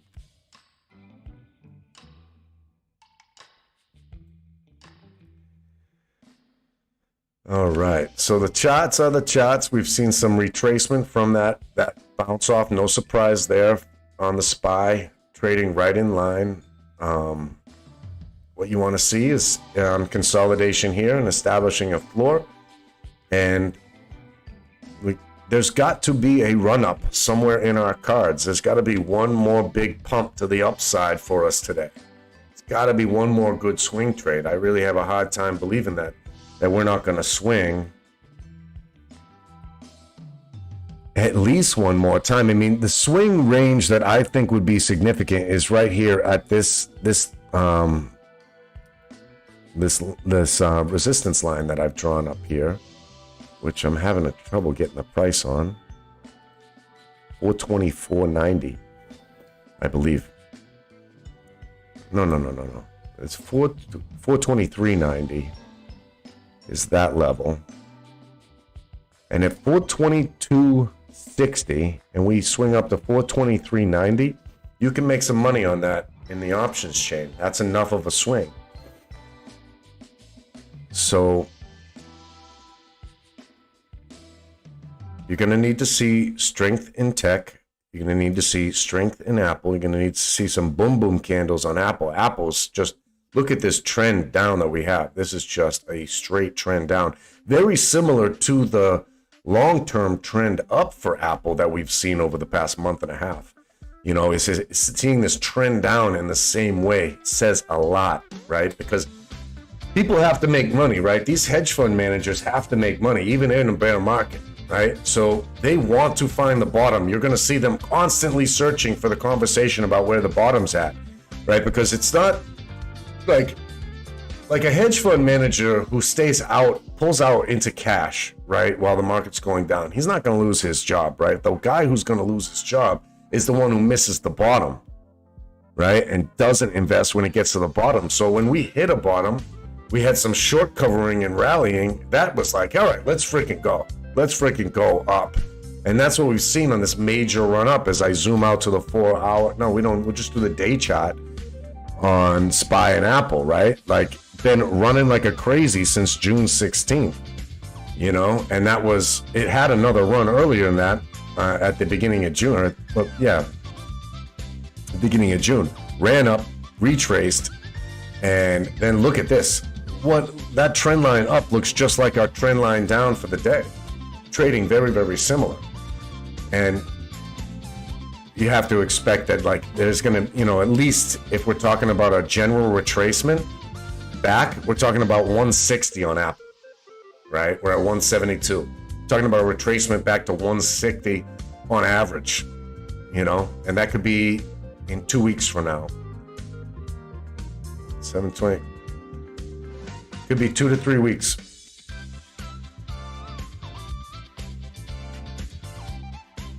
Remember that one. All right, look at that swing on Bed Bath & Beyond. Wow.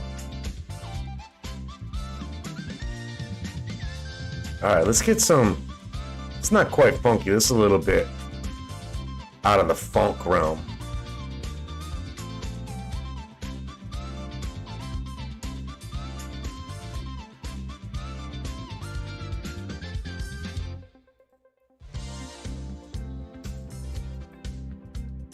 Let's get some beats on. What do you think? Just straight beats? See if they think what beats are, what I think beats are.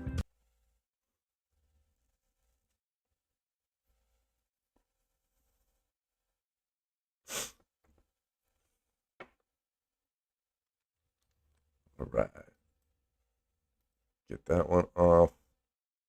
And I don't think we need to follow the food prices all day. The only one I want to have on the futures market up in front of us is energy at all times. Got to keep an eye on that. Speaking of which, we have not gone over the Dixie and what she's up to.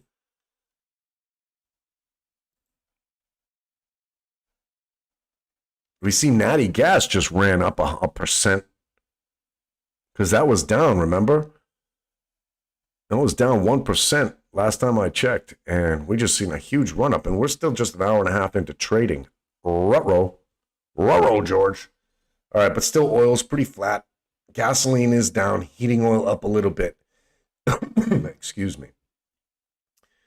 All right, let's see. I'd like to get into some news. Let's see if investing.com's got any good news for us. Right, 3 types of trends every trader must know. Do you guys know these trends? right? This is what we're talking about when we talk about like, okay, it's trending down, but not so much. That's a weak trend.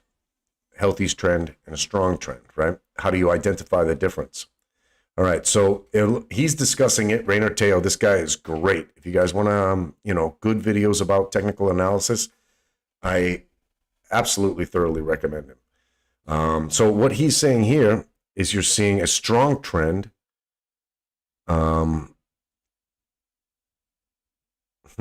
Healthy trend. It's interesting. So he's really identifying day trading, right? And where a healthy trend is something that's on the 20-day 20 candle moving average, where a healthy trend's on the 50 and a weak trend's on the 200, right? So it's funny how he breaks this down by the moving average, because we still got some ups and downs. I think maybe what he would want to do here is essentially kind of show a strong, healthy, or weak trend on a trending up and a trending down. But he probably tried to simplify it a little bit here. But essentially a weak trend is one that is not anywhere near a moving average and just tickling around the 200-day moving average right there, not even close. That's a weak trend. Strong trend is when you see it bouncing off the 20 candle moving average on a regular basis, and it continues to do so. A healthy trend is just bouncing off the 50 and coming on back down. It's a good breakdown.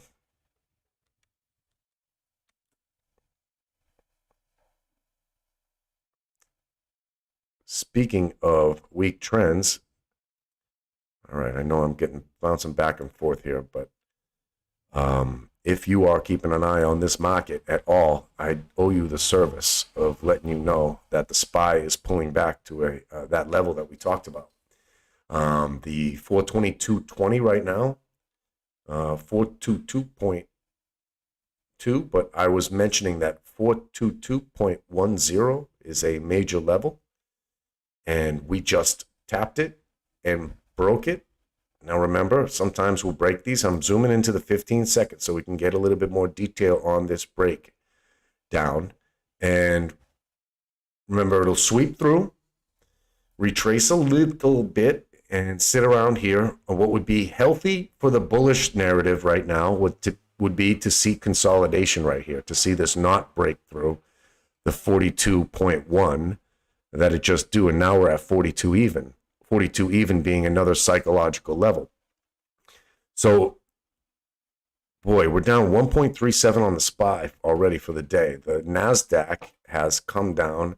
Well, excuse me, the Qs, which represent the NASDAQ, are down almost 2%, 1.98% on the day. This is big. These are big downs for these particular markets right here. Now, the 422 has broken. We don't have a lot of confirmation yet because we're on the 15-second chart. But the weakness is really, really evident. I mean, this is extremely weak markets right now. You see we're on the 5-minute chart, and we're at 11:09 Eastern Standard Time, so just about an hour and 40 minutes into the trading day right now, and we're seeing that breakdown way past that. So, wow, very, very strong. All right, now we're up on our MindMed trade by 5% now. I did say that was a long-term play.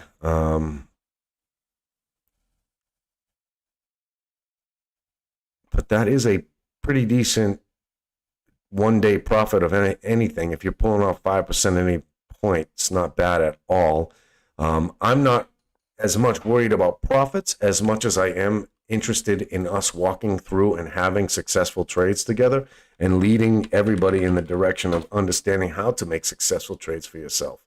And a lot of times that means kind of getting out of a move when it's time to get out of a move. Now, MindMed, just in the amount of time that we've been talking about this, has made a move back to the upside. And we could take profits or we could let it swing. Now, when we were at 5%, that felt like a pretty good take profit range for just something that I traded 30 minutes ago. Even if the thesis was several days, pull 4% off of a trade, I'll take it. and I'll get out and I'll go make that trade again if I want to.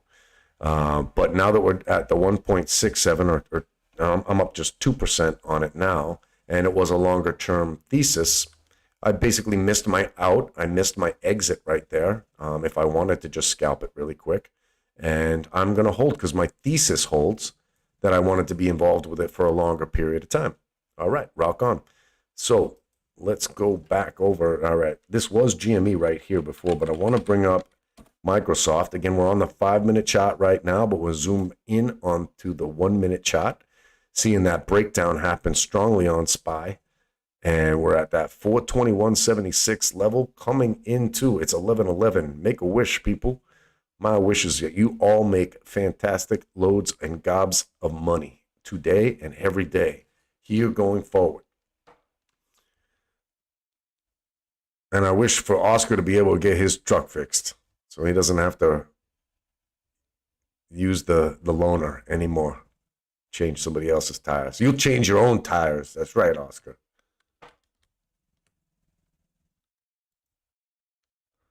All right, 421.88 on the SPY. There's some action to be had there. I'm going to jump in here. If the weakness continues, I'm jumping right out.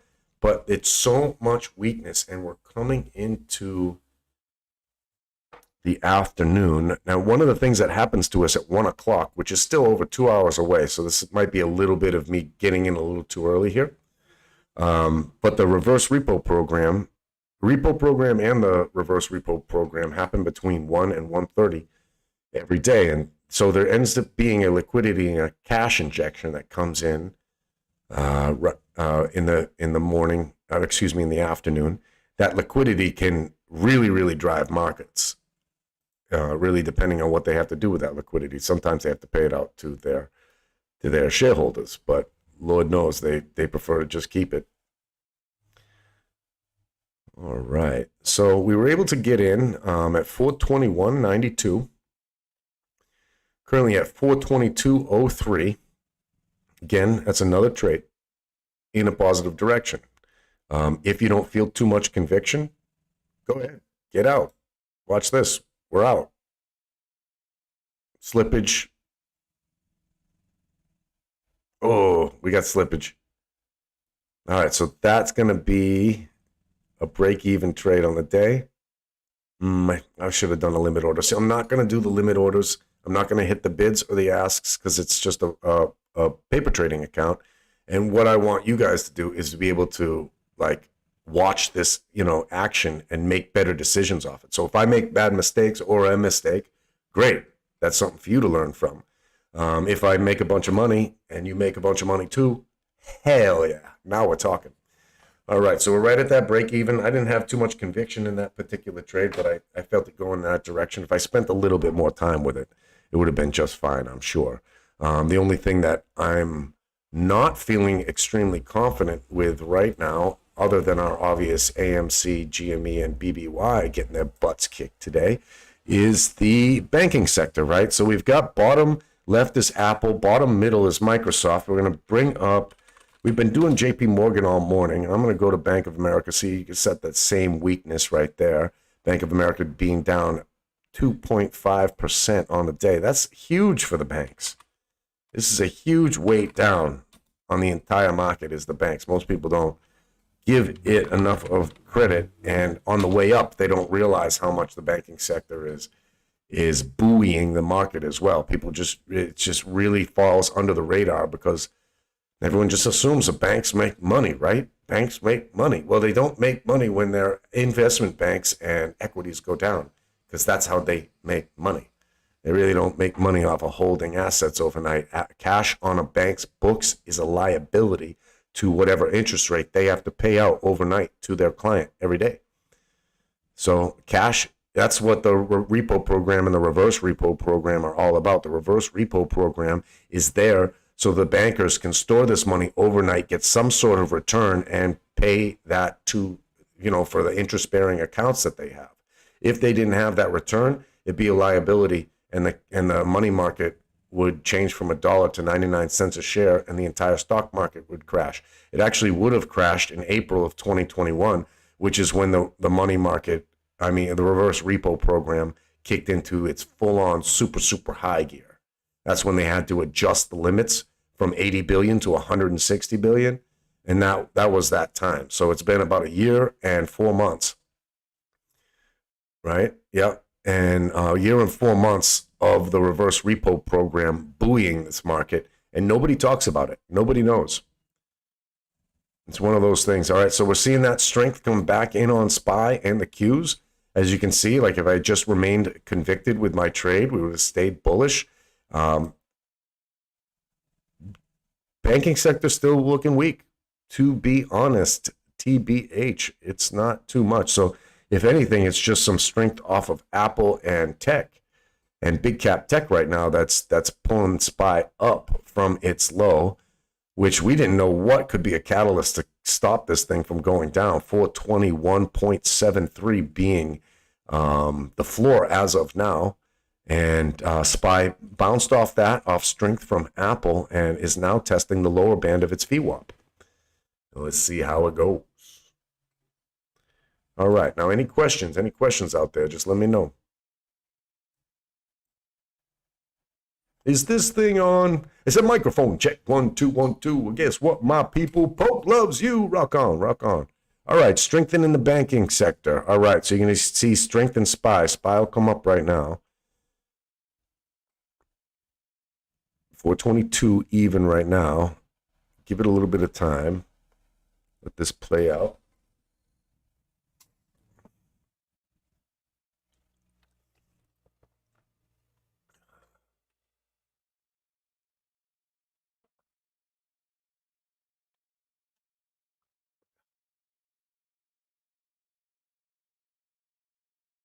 Well, the banking sector broke down. What was that volume candle that just came in? So we had this boom boom.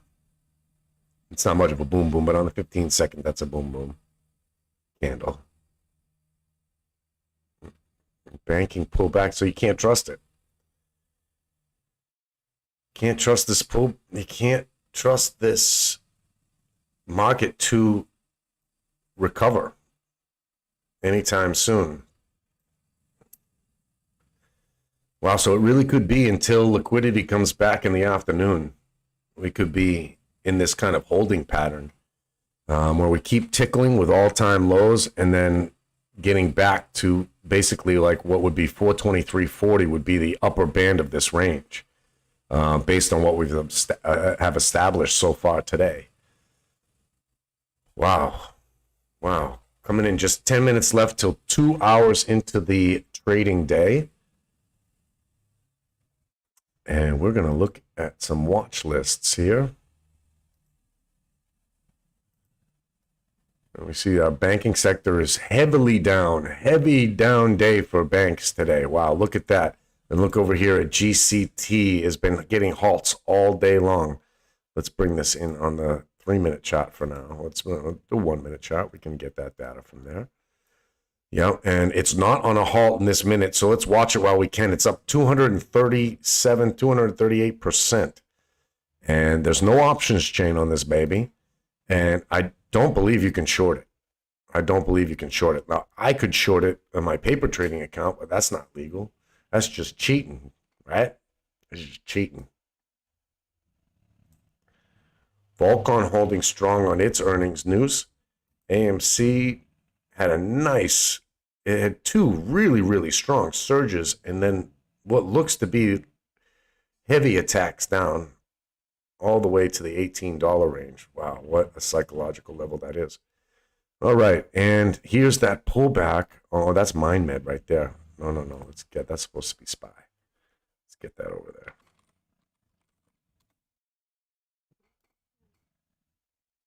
All right, 422.2 on that SPY. And like I said, banks are still ticking down, just slow drip down. My long-term lists are pretty heavily down for this particular sector.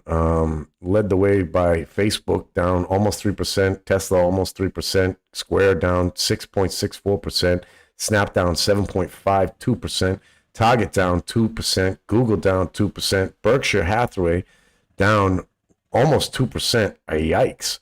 1.35 on Microsoft, Apple 1.19% down, Walmart down, even though they printed well, Costco down, Twitter down, right? But Twitter's actually pretty high considering it was like where Elon started saying he was going to buy. It's at $43.74 right now, surprisingly enough. Coca-Cola and Pepsi both down. And right now, the DJ's down. Let's get some music. Go.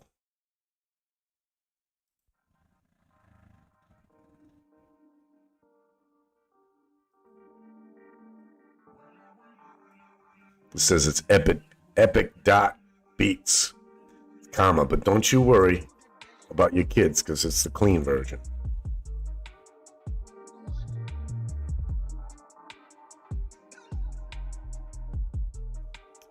So coming in on 2 hours and 21 minutes into our trading session, and I think I'm going to wrap us up for our morning session here at 2 hours and 30 minutes. So 9 minutes left to get your questions in the door. Let me know if there's anything that you want to discuss. And in the meantime, we're just identifying some levels and watching this SPY get its butt kicked right now. All right, still hovering around that 422 range, 422. And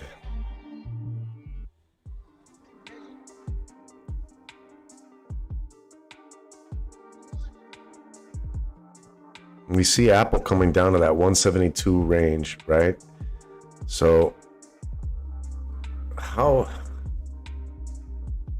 low did Apple get when it did? 171.63.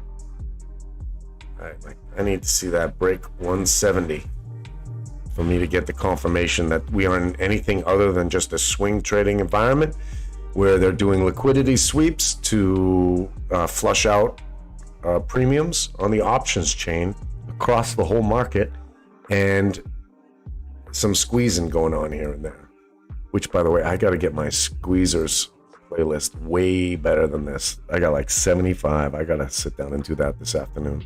I will. BBIG still down. I mean, so just squeezers are getting their butt kicked today. And there's not much of a sign of that letting off, to be honest. Dividends, fertilizer companies, all pulling back. All right, so that's bullish. Lithium EV stocks, very bearish right now. Wow, big pullback on those. I'm gonna wait for the bottom on those. Crypto mining. Wow, BitBrother Limited's not even trading right now. Huge downlands. Hive down 17%. Hut 8 down 15%. Mara Marathon Digital 15.26% down. BTCM Bit Mining down 12%. Bitfarms down 12.2%. Bit Digital down 10.92%. Argo Blockchain down 10.9%. Coin down 10.3%. Backed Holdings down 10.2%.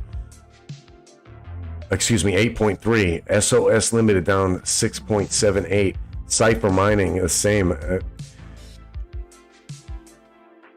Crypto's coming in. So I was just talking about this the other day, that crypto right now just got a big hit. Its market cap is looking at roughly, 1 trillion right now. The 800 billion range is my floor right now on crypto. If you see the overall market cap of crypto hitting 800 billion, you know that I'm thinking bullish in that range. Long-term eco growth and decarbonization plays are down heavy. DCFC, which had a big boost from decarb earlier in the week, down heavy today. On track down. Yeah, man, this is...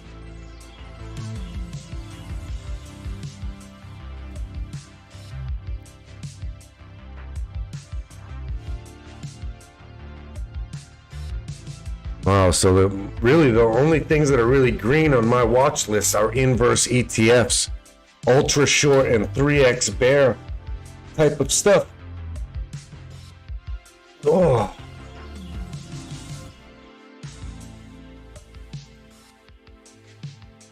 Justice Penny, what's up, brother? How you doing? What do you think of this ape dividend coming out? Do you see it benefiting the retail investors that own the stock? I mean, yeah, I do, in the sense that this is essentially the equivalent of a stock split, right? As opposed to like a dividend payout or anything like that. So as much as people were talking about dilution, right? It's like really more of a stock split than dilution, because it's giving it to everybody. You know, like a dilution is when they issue a bunch of shares, they own the shares, they drop them on the market, pulls the price back. But in this case, we're getting one ape for every one AMC that we own.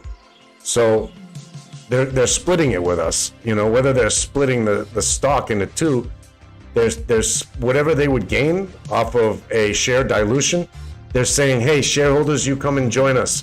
They're giving us everything they want. So I really think that this was a move that had to happen. I really think that this tests the narrative of the synthetic shares, and I think that's the most important aspect of it.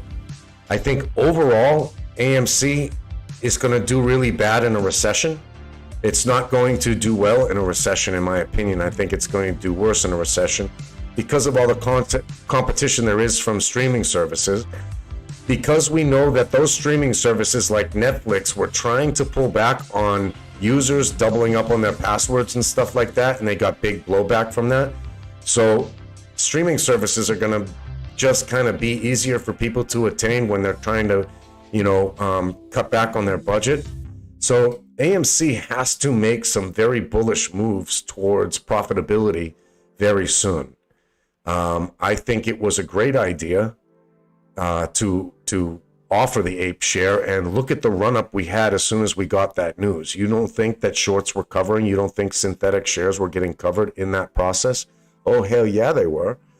In terms of how these trade, there could be some interesting ways that we could take this. Like, if the community decided that we would trade only within ape, for example, if we traded ape shares and left our AMCs as holding, oh boy, that would fuck up the shorts. That would really, really fuck up their tail.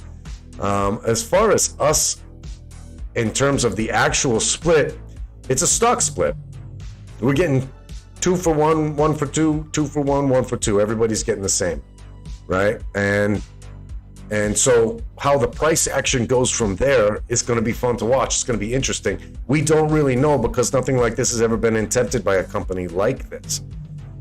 In this particular position. So have I ever done a video on how to short? I have a couple videos out about that. Actually, there's one video that I'm due up in regards to just short-term hedging as a trading strategy during a bear market, and I was going to actually cover a lot about how to short and also how to hedge your shorts. So that was going to cover call spreads, put spreads, some pretty unique kind of action and options, and then just, you know, really just high level how to short, what account, how to trade that on the breakdown. So I will do a video for you, Justice, on that. I want to see, that topic is really tricky, right? Like, I need to know that the people that are learning this have a certain base of knowledge. Like, for example, have you ever shorted a stock before? And if in fact you're interested in shorting a stock, what brokerage do you use, right? For me, I would be doing something like that on my Fidelity, as opposed to when we do most of our charting here, we do that on Webull. All right, rock on. So how basic do you need it to be? Do you need high-level strategic hedging strategies for how to short, or do you just need to say, how do I short? How do I run this trade? How do I set stops on a trade that is shorted? How do I do all of that? You know, like what level? Give me a 1 through 5, basic to advanced level, what you're looking for, and I'll try to make sure I cover all of it, where we cover at least the basics and then run all the way up. You just let me know. Never shorted a stock. All right, brother. We will get to it. Actually, if I get my live stream up this afternoon, we'll do it together on live stream this afternoon. If you're here, great. We'll go over it together. I'll do it within Fidelity, so you can see it within the Active Trader Pro. And yeah, we'll go over basics level 1, and then we'll work our way up from there for the entire group.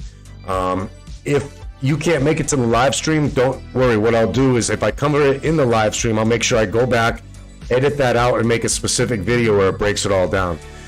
So you'll be able to get it. You'll get it on a notification one way or the other, whether or not you get that live stream. It just, my butt's hurting now, and I think that subject, I really want to get into it like for real. Like I want to do like a solid 30 minutes at level 1, how to short a stock for everybody. And I'll make sure I break out a clip, so if you miss the live stream, don't worry, you'll be able to come back on it, brother. All right. Thanks a lot for your question, Justice. As always, you know, keep on block rocking, show stopping, hoping nobody's clocking except the ones who are making you dough. And you're all very welcome. Thank you for joining me. Make sure you like, subscribe, share, hit the bell for the notifications, all that jizzy jazz. And, you know, I am going to try to catch you in the afternoon, but it's Friday and we're ready to sing, pick up dogs and hit the potty sign. So if I don't make it out now, I'm going to do some weekend stuff where we can review everything. We don't have to worry about live price action. We can start covering the actual details and some education on how to do this stuff. All right, people. One love. Hope you all keep on block rocking, and I'll see you tonight or tomorrow. For the record, I'm done trying to make y'all comfortable. For the record, you ain't trying to grow, then it's done for you. For the record, lab on me going all the way. For the record, ain't trying to link, no time to waste. For the record.